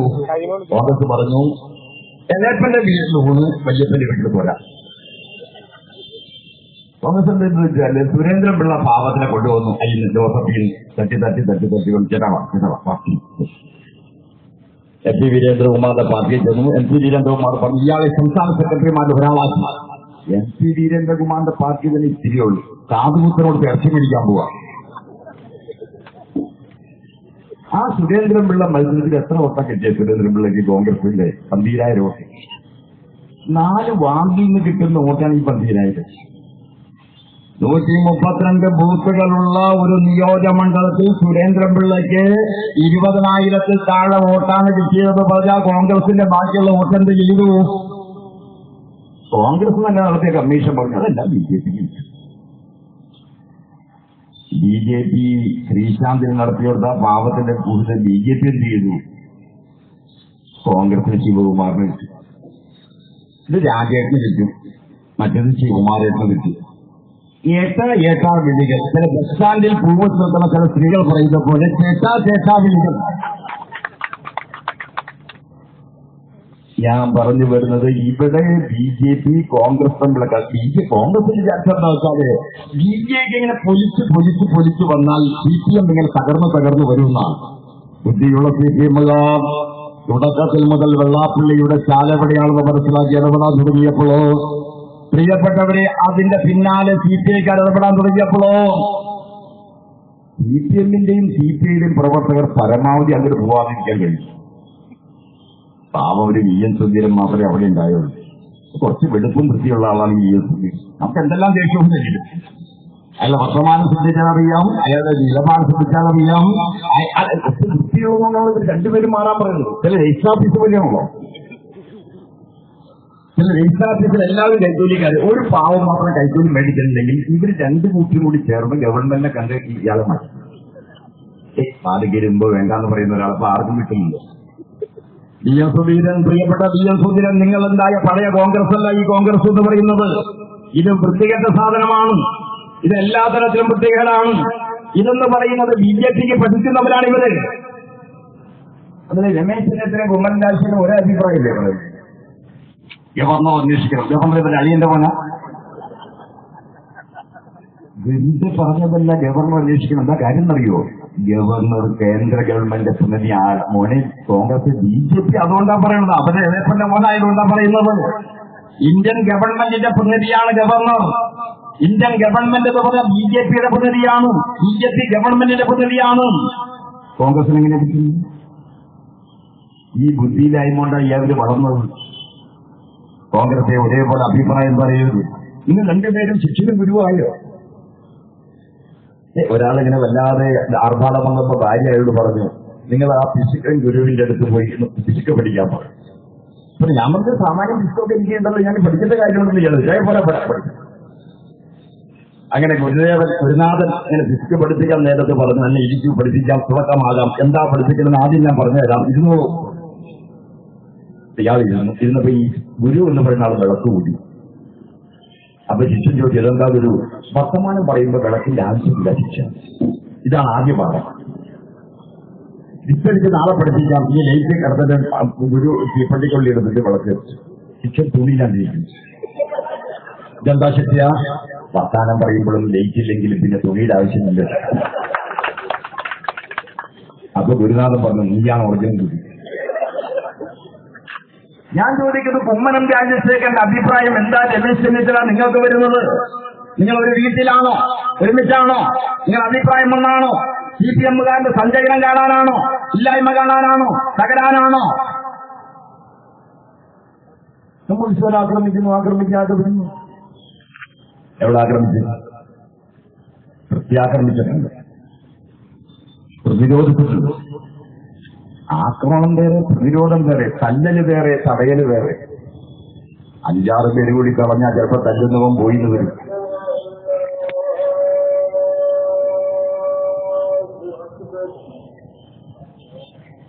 വിഷയമൊക്കെ വേറെ വേറെയാണ്. ഇപ്പോ ധനരാജ് എന്ന് പറയുന്ന ഒരു ചെറുപ്പക്കാരനെ കണ്ണൂർ കൊന്നു. തോന്നാൻ പയ്യന്നൂർ പറഞ്ഞ കമ്മ്യൂണിസ്റ്റുകാരുടെ ഏറ്റവും വലിയ കേന്ദ്രത്തിൽ പോയാണ് കൊന്നത്. അങ്ങനെ കൊല്ലുമ്പോൾ കമ്മ്യൂണിസ്റ്റുകാർക്ക് വേണം. ചെന്നിത്തല പറയുന്നത്, നിങ്ങളെ ഞങ്ങളിങ്ങനെ കൊല്ലാൻ പറ്റുന്ന സാധനമാണ്. അതൊക്കെ SDPക്ക് വേണ്ടി വന്ന കൊല്ലണമെന്ന് ആഗ്രഹം വരുമ്പോ കോൺഗ്രസിന് പിന്നെ ആഗ്രഹം അങ്ങനെ ഇല്ല. കാരണം അവരെ തന്നെ കൊല്ലുകയാണ്. തൃശ്ശൂർ ജില്ലയിൽ 3 ആളുകളെ അവർ വിളിച്ചിട്ട് കൊന്നു. വളർത്തുന്നവരെ തന്നെ കൊല്ലുകയാണ്. അതിന് പുറമേ നിന്ന് മീൻ മേടിക്കുന്നില്ല, അത് കുളത്തിൽ നിന്ന് തന്നെ എടുക്കരുത്. എല്ലാവർക്കും കൊല്ലാനുള്ളതല്ല കമ്മ്യൂണിസ്റ്റ്. കമ്മ്യൂണിസ്റ്റുകാരൻ ഇങ്ങനെ കൊല്ലാൻ വരുമ്പോൾ കമ്മ്യൂണിസ്റ്റുകാരൻ പ്രതിരോധിക്കണമെന്ന് പറഞ്ഞാൽ എന്താ തെറ്റ്? ജൈവതയുള്ള മുഴുവൻ ജീവജാലങ്ങളും പ്രതിരോധിക്കും. നിങ്ങൾ ഉറുമ്പ് കൂട്ടി പോയി നിന്നാൽ ഉറുമ്പ് കടിച്ച് 2-3 ഉറുമ്പുകൾ ചത്താലുണ്ടല്ല. ഉറുമ്പിന്റെ കയ്യിൽ തോക്കും പതിവാളുണ്ടായുണ്ടല്ല.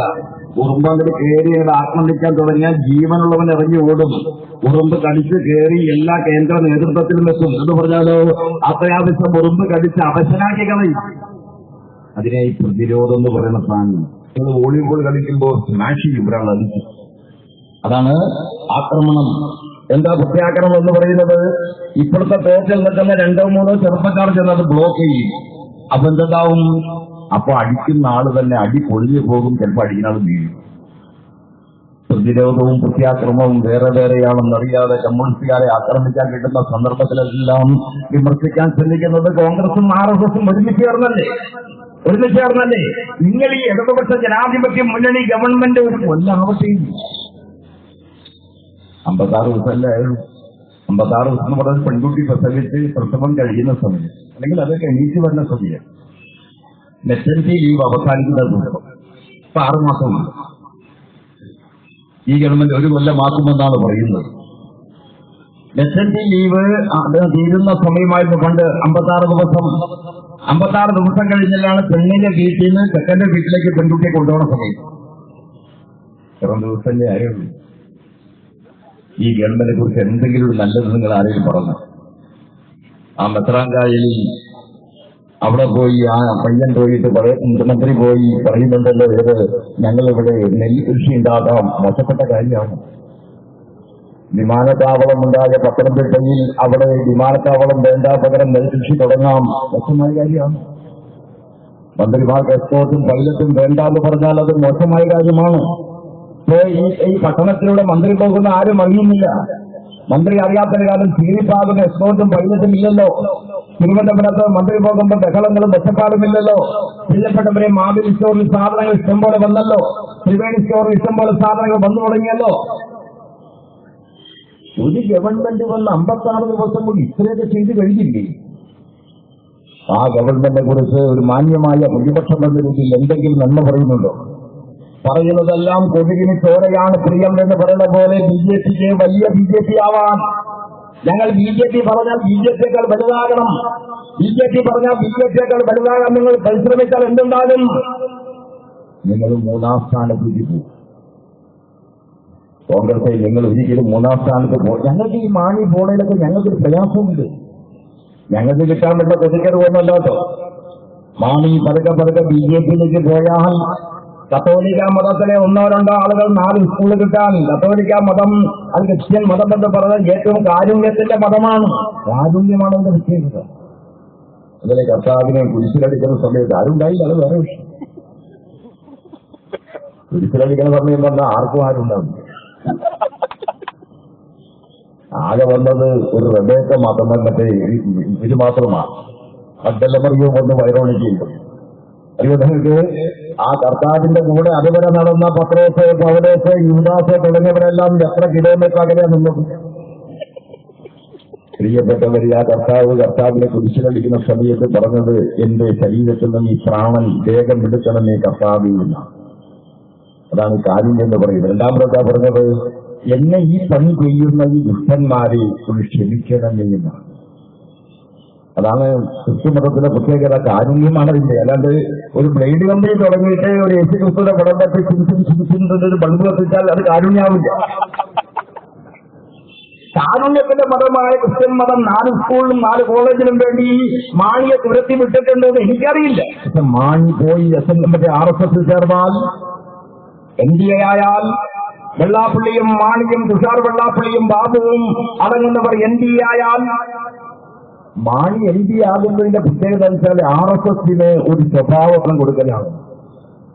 RSS കുഴപ്പമില്ലാന്ന് ജനങ്ങളെ കൊണ്ട് സ്വയം പറയിപ്പിക്കാൻ കഴിയുന്നതാണ്. പതുക്കെ RSSന് ഇടം തേടി കൊടുക്കലാണ്.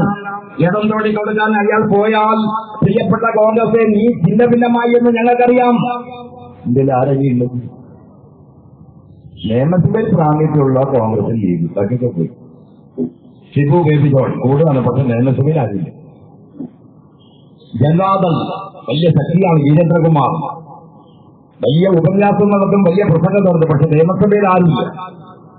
RSPക്കില്ല, വീരേന്ദ്രകുമാറിനില്ല, കൂടെ ഉണ്ടായിരുന്ന ബാലകൃഷ്ണപിള്ളയുടെ മോൻ അവിടെയില്ല. നിങ്ങളുടെ കൂടെ ആരുമില്ലാത്ത പരിവമാണ് എന്താ ഉണ്ടാകാൻ പോകുന്നത്? കോൺഗ്രസും ലീഗും മുന്നണിയാണ്. അതുകൊണ്ടെന്താ കുഴപ്പം? അതുകൊണ്ടും BJP വളർന്നു. നിങ്ങൾ തന്നെയാണ് ഈ 5ാം മന്ത്രിസ്ഥാനം കൊടുത്ത് BJP ഇത്രയാക്കിയത്. മഞ്ഞളാംകുഴിയേലി എന്ന് കമ്മ്യൂണിസ്റ്റ് പാർട്ടിയിൽ നിന്ന ഒരാൾ അങ്ങോട്ട് മാറി അയാളെ സമാധാനപ്പെടുത്താനും തൃപ്തിപ്പെടുത്താനും വേണ്ടി ശിഖാപദങ്ങൾ വെറുതെ പറഞ്ഞതാണ് ഈ 5ാം മന്ത്രി. കിട്ടാൻ വേണ്ടി പറഞ്ഞതല്ല, ചോദിക്കാൻ വേണ്ടി പറഞ്ഞതാണ്. കിട്ടാൻ വേണ്ടി പറഞ്ഞതല്ല, ചോദിക്കാൻ വേണ്ടി പറഞ്ഞതാണ്. ഉമ്മൻചാണ്ടി എന്ന് പറഞ്ഞു, 5ാമത് ചോദിച്ച് 6ാമത് ചോദിച്ചു.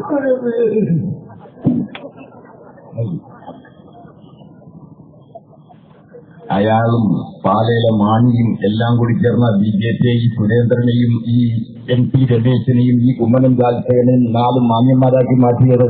അവരുടെ അഭിപ്രായം ശരിയാണെന്ന് ജനങ്ങൾക്ക് തോന്നാൻ തുടങ്ങിയത് അങ്ങനെയാണ്. BJPക്ക് കടന്നു വരാൻ കഴിഞ്ഞത്. അതുകൊണ്ട് മാണി പോകുന്നു. അങ്ങനെ പോയാൽ കോൺഗ്രസിൽ ഈ ക്ഷീണിക്കുമെന്ന് വെച്ച് സന്തോഷിക്കുന്നവരല്ല ഞങ്ങൾ. ഞങ്ങൾക്ക് BJPയോളം വലിയ ശത്രുത നിങ്ങളോടില്ല. ഞങ്ങളുടെ 1ാം നമ്പർ ശത്രു എന്ന് പറഞ്ഞ RSS ആണ്. ഞങ്ങളുടെ 1ാം നമ്പർ ശത്രു എന്ന വർഗീയതയാണ്. ഞങ്ങൾ ശത്രു എന്ന IS ആണ്. ഞങ്ങൾ പ്രിയപ്പെട്ടവരെ ഹിന്ദു, മുസ്ലിം, ക്രിസ്ത്യൻ വർഗീയതയാണ് ഞങ്ങൾ ശത്രു എന്ന് പറയുന്നത്. നിങ്ങളങ്ങനെയല്ലോ. നിങ്ങൾക്കൊരു തിരിച്ച നിലപാടൊക്കെ ഉണ്ടല്ലോ. BJPക്കാണ് പഠിക്കുന്നതെന്ന് മാത്രം. പണ്ട് ശ്രീവണ്ടിക്ക് യാത്രയാക്കാൻ വേണ്ടി 2 ആളുകളെ കൊണ്ടുപോയി യാത്രക്കാരാ 2 പേരും ശ്രീവണ്ടിക്ക് പോകാൻ 2 പേരായിട്ട് വന്ന് ശ്രീവണ്ടി ഇങ്ങനെ വൈകുന്ന അനൗൺസ്മെന്റ് കേട്ടപ്പോ വൈകുമെന്ന് വന്നാലും കല്യാണം വന്നാലും മരണം വന്നാലും ഒന്നിനെയാണ് ജനം ആശ്രയിക്കുക. കല്യാണം വന്നാൽ ഇതിനെ ആശ്രയിക്കും, മരണം വന്നാൽ ആശ്രയിക്കും, ഒത്തു പറഞ്ഞാൽ ആശ്രയിക്കും, കഴിച്ചാൽ ആശ്രയിക്കും, ശ്രീവണ്ടി കഴിച്ചാൽ ആശ്രയിക്കും. വിവരേക്കും അങ്ങനെ ആശ്രയിച്ച് ഈ പോണോട് കുറിച്ചുകൊണ്ട് വരും. വീണ്ടും നോക്കും, വീണ്ടും അനൗൺസ്മെന്റ് വരും. വൈകിയിരിക്കുന്നു പറയും. അവസാനം ബിവറേജിന്റെ പഠിക്കാൻ നിൽക്കുമ്പോൾ അനൗൺസ്മെന്റ് വന്നു. ഈ വണ്ടി ഏതാനും നിമിഷങ്ങൾക്കുള്ളിൽ 5ാമത്തെ പാളത്തിൽ എത്തിച്ചേരുന്നതാണ് എന്ന് പറഞ്ഞപ്പോഴോ എല്ലാവരും ഓടി വന്ന് തീവണ്ടിയിൽ കയറ്റി വിട്ട് എന്നിട്ട് ചാറ്റ കൊടുത്തപ്പോൾ എന്തായി? യാത്ര അയക്കാൻ വന്നവനാണ് കയറിപ്പോയത്. ഉറക്കാൻ യാത്രക്കാരൻ നിന്നിട്ട് ചാറ്റ കൊടുക്കുക. BJPയോടും കോൺഗ്രസിനോടും ഞാൻ പറയുന്നു, നിങ്ങൾ യാത്രക്കാരനാരാണെന്ന് ആദ്യം പഠിക്കണം. ഏതോ ബാണി കൂടിയാലും കുഴപ്പമാണ്. ലീഗും കോൺഗ്രസും ഒരുമിച്ചൊക്കെ കോൺഗ്രസും ഇന്ത്യ രാജ്യത്തിന് കുറച്ചിരിക്കും. ഞങ്ങൾ അത്രയൊന്നുമില്ല. ഞങ്ങൾക്ക് തുറന്നു പറയാൻ കഴിയും, ഞങ്ങൾ അത്രയില്ല. ഞങ്ങൾ കേരളം, ത്രിപുര, ബംഗാൾ തുടങ്ങിയ സ്ഥലത്തും ആന്ധ്ര, വാറങ്കൽ, അതേമാതിരി തന്നെ പഞ്ചാബ് തുടങ്ങിയ സംസ്ഥാനങ്ങളിലുമാണ് ഞങ്ങൾ കൂടുതലുള്ളത്. നിങ്ങളങ്ങനെയില്ല. നിങ്ങൾ ഇന്ത്യയിൽ എന്താകും ചെയ്യും? നിങ്ങൾ ആ ജവഹർലാൽ നെഹ്റുവിന്റെ നിലപാടിലേക്ക് തിരിഞ്ഞു പോകാമോ? മഹാത്മാഗാന്ധി 42 ജനുവരി മാസം 30-ാം തീയതി വെടിവെച്ച് കൊന്നപ്പോ പ്രിയപ്പെട്ടവരെ 42 ജനുവരി 31-ാം തീയതി എന്ന് പറയുന്ന ദിവസം മാതൃഭൂമി പത്രത്തിൽ വന്നൊരു വാർത്ത കൂടി ഞാൻ നിങ്ങളുടെ മുമ്പിൽ പറയാം.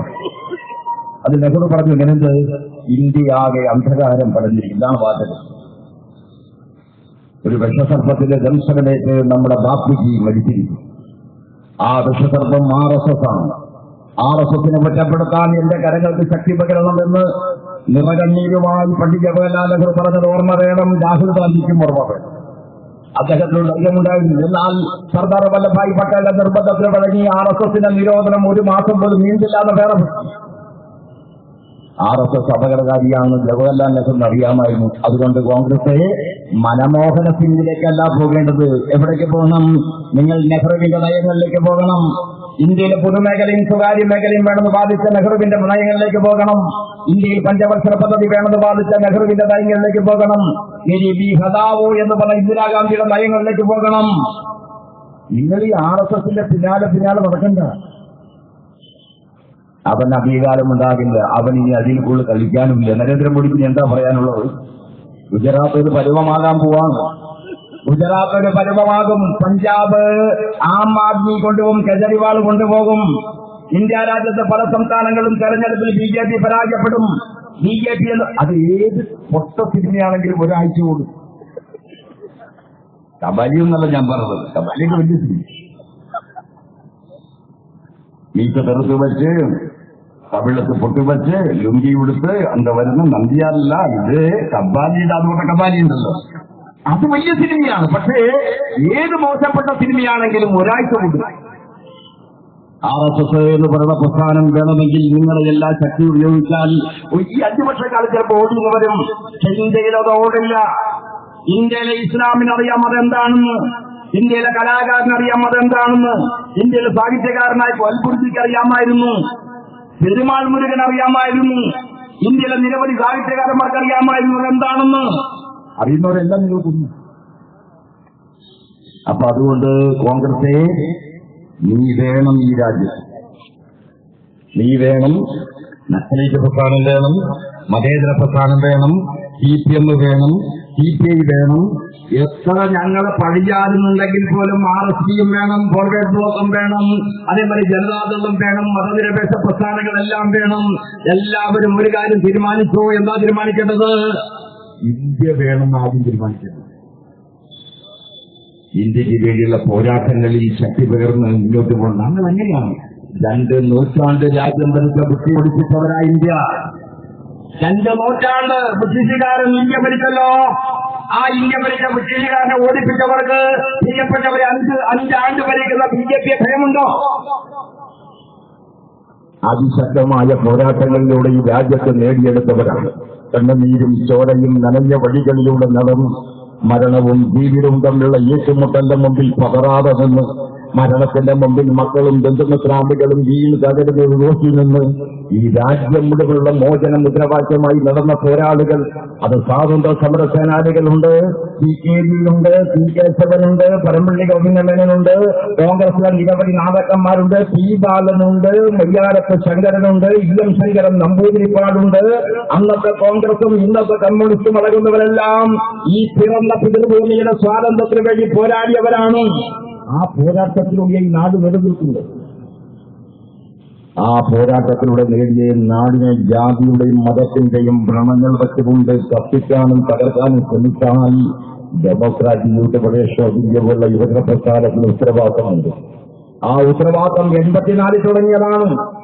ഇന്ദിരാഗാന്ധി വെടിയേറ്റ് മരിച്ച സമയത്ത് തുടങ്ങിയതാണ്. അതിനുശേഷമുള്ള എല്ലാ കൊല്ലവും 85 നടന്നു, 86 സ്മൃതി മണ്ഡപങ്ങളിലേക്കുള്ള മാർച്ച് നടന്നു, 87 മനുഷ്യസംഘടന നടന്നു, 88 മനുഷ്യത്തോട്ടം നടന്നു, 89 സമരം നടന്നു. നാനാതരം സമരങ്ങൾ, പ്രക്ഷോഭങ്ങൾ, മരണങ്ങൾ. ഈ കർമ്മഭൂമിയിൽ വിഭജന പ്രസ്ഥാനം എത്രയാളുടെ ജീവന കൊടുത്തു. കാശിനാഥൻ മുതൽ ഭാസ്കരകുമ്പള മുതൽ പുനലൂരിലെ അഷ്റഫ് മുതൽ ഇങ്ങനെ കടന്നു വന്നാൽ പ്രിയപ്പെട്ടവരെ നിരവധി ആളുകൾ ഒന്നും വേദിയില്ല. ഒരു പഞ്ചായത്ത് പ്രസിഡന്റ് ആവാനോ പഞ്ചായത്ത് മെമ്പറാകാനോ അല്ല. എന്തെങ്കിലും നേട്ടമുണ്ടാക്കാൻ DYFയുടെ ബ്ലോക്ക് ജോയിന്റ് സെക്രട്ടറി സാറിന് ബ്ലോക്ക് സെക്രട്ടറി ആവാനാണോ? അല്ല. പകരമോ എന്റെ പ്രസ്ഥാനം, ഞാൻ എന്റെ ഹൃദയത്തിൽ സൂക്ഷിക്കുന്ന എന്റെ പ്രസ്ഥാനം, സുപ്രപതാലയുടെ രക്തനക്ഷത്രമേന്തിയ പ്രസ്ഥാനം, ഉൾപ്പെടും സ്വാതന്ത്ര്യം ദേശീയമെല്ലാം തുടങ്ങിയവയുടെ വലുത് ചോര നൽകിയ പ്രസ്ഥാനം. ആ പ്രസ്ഥാനത്തിലുള്ള പോരാട്ടമായി എത്ര ദശാബ്ദമായി ഈ പ്രസ്ഥാനം നടക്കുന്നു, എത്ര ദശാബ്ദമായി ഈ പ്രസ്ഥാനം നടക്കുന്നു. ഒരു ദശകം ഈ മണ്ണിൽ എന്ന് കവി പാടിയ പോലെ ദശകങ്ങളേറെ കഴിച്ചു. ആ ദശകങ്ങളിലൂടെ പോരാടി പോരാടി നാം ഇവിടെ എത്തി. ഇവിടുമ്പോഴും ജീവയെ ഒറ്റപ്പെടുമ്പോഴും ഓർക്കണം, ഓർമ്മയിലുണ്ടായിരിക്കണമെന്ന് പറഞ്ഞപ്പോൾ ഓർക്കണമെന്ന്. ഒറ്റപ്പെടുമ്പോഴും ദൂർത്തം കിട്ടുമ്പോഴും നിരാശപ്പെടുമ്പോഴും സഹയാത്രികൻ പോലും വേണ്ടാന്ന് പറയുമ്പോഴും എന്ത് വേണം? ഈ നാടാണ് പ്രധാനം. രാഷ്ട്രീയത്തിന്റെ പ്രത്യേകത എന്ന് പറയുന്നത് നാടിന്റെ പ്രത്യേകതയാണ്. രാഷ്ട്രീയം എന്നത് ഏറ്റവും മാലിന്യത്തിനേക്കാൾ മനോഹരമായ ഒന്നാണ്, അകതുള്ളതാണ്, മുല്ല വിരിഞ്ഞു നിൽക്കുന്ന പോലെയാണ്, റോസാപ്പൂവിന്റെ മണം പോലെയാണ്. പ്രിയപ്പെട്ടവരെ, രാഷ്ട്രീയം എന്നത് കൊടുക്കലാണ്, നേടിക്കലല്ല. രാഷ്ട്രീയത്തിന്റെ പ്രത്യേകത നമ്മൾ അങ്ങോട്ട് കൊടുക്കലാണ്.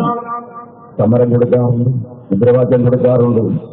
ഒന്നും കൊടുക്കാൻ പറ്റാത്ത സമയത്ത്, നിർദാക്ഷിണ്യമായി ആളുകൾ പീഡിപ്പിക്കപ്പെടുന്ന സമയത്ത് ജീവൻ കൊടുക്കാറുണ്ട്. അങ്ങനെ ജീവൻ കൊടുത്ത് വളർന്നു വന്ന പ്രസ്ഥാനം. ആ പ്രസ്ഥാനത്തിനൊരു തണലാണ് ഇടതുപക്ഷ ജനാധിപത്യ മുന്നണി. തണല് മാത്രമേ ആകുന്നുള്ളൂ. പ്രസ്ഥാനം ഈ തണലിന്റെ ചോടെ നിന്ന് ഈ തണലിൽ മാത്രമായി ഉറങ്ങാൻ നിൽക്കരുത്. തണല് വല്ലാതെ പണി കഴിച്ച് വരുന്നവർക്കൊരു സമയം. തണലിന്റെ കൂടെ മാത്രം നിൽക്കാൻ ശ്രമിക്കരുത്. ഇനിയും നടക്കണം, സമരഭൂമി ഇനിയുണ്ട്. ഈ പാവപ്പെട്ട കടകളിൽ നിൽക്കുന്ന പെൺകുട്ടികൾ ഒറ്റപ്പെട്ടാണ് നിൽക്കുന്നത്. അസംഘടിതരാണ്. ആദിവാസികൾ അസംഘടിതരാണ്, ദളിതർ അസംഘടിതരാണ്. കോളനികളിൽ താമസിക്കുന്നവർ പട്ടിണിയിലാണ്, തരിശുഭൂമിയിൽ താമസിക്കുന്നവർ പട്ടിണികളിലാണ്, വീടുകളിൽ താമസിക്കുന്നവർ പട്ടിണികളിലാണ്. കയർ തൊഴിലാളിക്ക് പ്രയാസം ഇപ്പോഴുമുണ്ട്, കശുവണ്ടി തൊഴിലാളിക്ക് വേദനയുണ്ട്, വേവലാതിയുണ്ട്, പ്രയാസമുണ്ട്, എല്ലാമുണ്ട്. ഇനി നമ്മുടെ പ്രശ്നം പരിഹരിച്ചിട്ടില്ല. നമ്മുടെ യാത്ര തുടരുകയാണ്. ഈ യാത്രയിൽ പ്രിയപ്പെട്ടവരെ, യുവജന പ്രസ്ഥാനത്തിന്റെ കർമ്മോത്സുകതയാകുന്ന കെടാവിളക്കിന്റെ പ്രത്യേകത എന്താ? അതാ ഞാൻ പറഞ്ഞ രാഷ്ട്രീയം എന്നത് അതിനാണ്. ഒന്നും വേണ്ടല്ലോ, സ്ഥാനം, മാനം, ചിഹ്നം, അടയാളങ്ങൾ എന്ത് പ്രത്യേകതയായിരുന്നത്?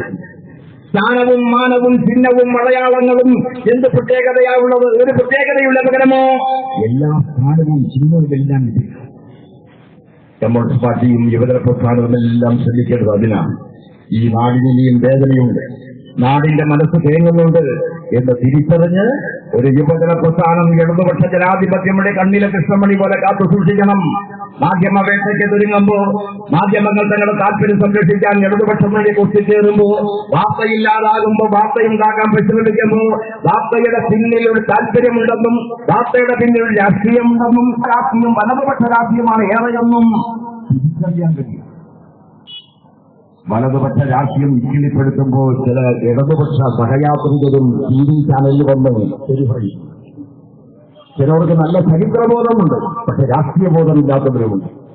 നല്ല ചരിത്രബോധമുള്ള ചില ആളുകൾ TV വന്ന് ഓരോരുത്തരും ജീവിച്ച കാലം, ചരിത്രത്തിന്റെ കാലം, ഗവൺമെന്റ് പോയ കാലം, കൊല്ലം, ഡേറ്റ് എല്ലാം പറയുന്നുണ്ട്. പക്ഷെ അവർക്ക് ഇതിന്റെ രാഷ്ട്രീയമില്ല. കൗസ്റ്റിയെക്കുറിച്ച് ലെനിൻ പറഞ്ഞത് അങ്ങനെയാണ്. കൗസ്റ്റി എന്ന് പറയുന്ന അപാര മാർക്സിസ്റ്റ് പണ്ഡിതനാണ്. മൂലധനത്തിന്റെ ഏത് പേജും കാണാപ്പാടമാണ്. പക്ഷെ കൗസ്റ്റിക്ക് ഒരു കുഴപ്പമുണ്ട്, മാർക്സിസത്തിന്റെ മനസ്സറിയാത്തവൻ. മാർക്സിസത്തിന്റെ മനസ്സറിയാത്ത കുറെ ആളുകൾ TV ചാനലിൽ വന്ന് എല്ലാവരും കൂടി കമ്മ്യൂണിസ്റ്റുകാരെ ഇല്ലാതാക്കാൻ പരിശ്രമിക്കുന്ന സമയത്ത് കമ്മ്യൂണിസ്റ്റ് പാർട്ടിയെ രക്ഷിക്കുന്നതിന് പകരം ഞാനും ഇതിനെ എതിർക്കാനെന്ന് പറഞ്ഞു വരുന്നവരുണ്ടല്ലോ. അവരുൾപ്പെടെയുള്ള മനസ്സിലാക്കണം, കമ്മ്യൂണിസ്റ്റ് പാർട്ടി തകർന്നാൽ, ചരിത്രമായാൽ, ഇല്ലാതായാൽ ആര് തടയുമോ? ആര് തടയുന്നതിന്? അതുകൊണ്ട് ഇതിനെ തടയണം. വേട്ടയാടപ്പെടും ആശ്രമമൃഗത്തിന്റെ കാപ്പിരിച്ചെറുമന്റെ അഭയകൂടാരത്തിലെത്തി വർഷിക്കരീപായും അഭയാത്രിയുടെ പിന്നാലെ എത്തുന്ന സകലജാപങ്ങളോട് അരുതരുത്, കൊല്ലരുത് എന്ന് നെഞ്ചു പിളർത്തുമാർ ആത്മജീവിക്കരുത് എന്ന് കവി പാടുന്ന പോലെ ഈ വേട്ടയാടപ്പെടുന്ന ഈ ആശ്രമമൃഗത്തെ രക്ഷിക്കാൻ ആര്? ഈ ചോദ്യങ്ങൾക്ക് ഉത്തരം വേണ്ടേ? അതുകൊണ്ട് രാഷ്ട്രീയം മോശപ്പെട്ടതല്ല. രാഷ്ട്രീയത്തിലേക്ക് ആളുകൾ കൂടുതൽ വരണം. ആളുകൾക്ക് ഓരോ മോനോ ഒരു 2 മക്കളൊക്കെ ഉള്ളൂ, ഒരു മോനുണ്ട്, അവരെയും വരണം. ഇനി രാഷ്ട്രീയത്തിലേക്ക് വരേണ്ടവർ ആധുനിക സൗകര്യവും ആധുനിക വിദ്യയും പഠിച്ചവരാവണം. ഞങ്ങളെ കൊണ്ട് മാത്രം കഴിയുന്നല്ല. ഗ്ലോബലൈസേഷൻ എന്ന് പറയുന്നവൻ വലിയ ആനയായി നിൽക്കുന്നതാണ്. അവന്റെ കയ്യിൽ സാങ്കേതികതയുണ്ട്, വിജ്ഞാനമുണ്ട്. വിജ്ഞാനവും സാങ്കേതികതയും ഉപയോഗിച്ച് അവൻ തൊഴിലാളിയെ കീഴ്പ്പെടുത്തുകയാണ്. ഈ കീഴ്പ്പെടുത്തുന്ന സമയത്ത് ആരെല്ലാം വരണം? വിജ്ഞാനമുള്ളവൻ വരണം, എംടെക്കുകാരൻ വരണം, ബിടെക്കുകാരൻ വരണം, വിമാനം ഓടിക്കുന്നവൻ വരണം. അവരെല്ലാം ഈ ശരിയിലേക്ക് വരും. അവനെ ശരിയിലേക്ക് വന്ന് ഈ ശരിയെ സമൃദ്ധമാക്കണം, ഈ ശരിയെ വിപുലമാക്കണം. അവരെല്ലാം വരുമ്പോഴും സാധാരണക്കാരുടെ കട്ടല്ലായിട്ടും വേണം. പാവുന്നില്ല, ജീവിതത്തിന്റെ സാന്ധാവികത്ത് നല്ല മുണ്ട് പോലും മേടിക്കാൻ പറ്റാത്ത പോയത്, സ്വന്തം ഭാര്യയ്ക്ക് ഭേദപ്പെട്ടൊരു സാരി മേടിച്ചു കൊടുക്കാൻ പറ്റാതെ പോയത്, അച്ഛൻ മരിക്കുന്നവരെ അച്ഛനൊരു 500 രൂപ പോലും കയ്യിൽ വെച്ച് കൊടുക്കാൻ പറ്റാതെ പോയവർ, അമ്മയ്ക്കൊരു നല്ല മുണ്ട് മേടിച്ചു കൊടുക്കാൻ പറ്റാതെ പോയവർ, ജീവിതത്തിന്റെ എല്ലാ കാലത്തും വേദനയും മാത്രം നിന്നവർ, ബാങ്ക് സെക്രട്ടറിയായും ലോക്കൽ കമ്മിറ്റി സെക്രട്ടറിയായും ഇരിക്കുമ്പോഴും ഒരു കുഞ്ചിതവും വേദനയുമില്ലാതെ ആ പണി നടത്തിക്കൊണ്ടേയിരിക്കുന്നവർ ഒന്നിനുമല്ല ഇതിന് വേണ്ടി. അവരും അവരാണ് ഇതിന്റെ കർത്തവ്യം. അതിന് ചുറ്റുപാടും വിദ്യാഭ്യാസവും പഠിച്ചവരുമെല്ലാം പറഞ്ഞു സർവസന്നാഹമായി ആഗോളവൽക്കരണം വെച്ചെടുക്കാൻ, സർവസന്നാഹമായി ആഗോളവൽക്കരണം വെച്ചെടുക്കാൻ, നരേന്ദ്രമോദിയുടെ വർഗീയത ചെറുക്കാൻ, ഐഎസ്എസിന്റെ വർഗീയത ചെറുക്കാൻ, അതേമാതിരി വെള്ളാപ്പള്ളി നടേശന്റെ വിഭജനവാദത്തെ ചെറുക്കാൻ എല്ലാ തരത്തിലും ആളുകൾ അത്തരമൊരു വിഭജന പ്രസ്ഥാനം തളരുമ്പോഴും വീഴുമ്പോഴും നിങ്ങളുടെ ഉത്തരവാദിത്വം നിർവഹിച്ചുകൊണ്ടേ ഇരിക്കട്ടെ എന്ന് മാത്രം ചുരുക്കം വാക്കുകൾ പറഞ്ഞുകൊണ്ട് എന്റെ വാക്കുകൾ കേട്ടവരെല്ലാം നന്ദി പ്രകാശിപ്പിക്കുന്നു. ഈ സമ്മേളനം നിങ്ങളുടെ അനുവാദത്തോടുകൂടി ഉദ്ഘാടനം ചെയ്തതായി അറിയിക്കുന്നു. അഭിവാദ്യം.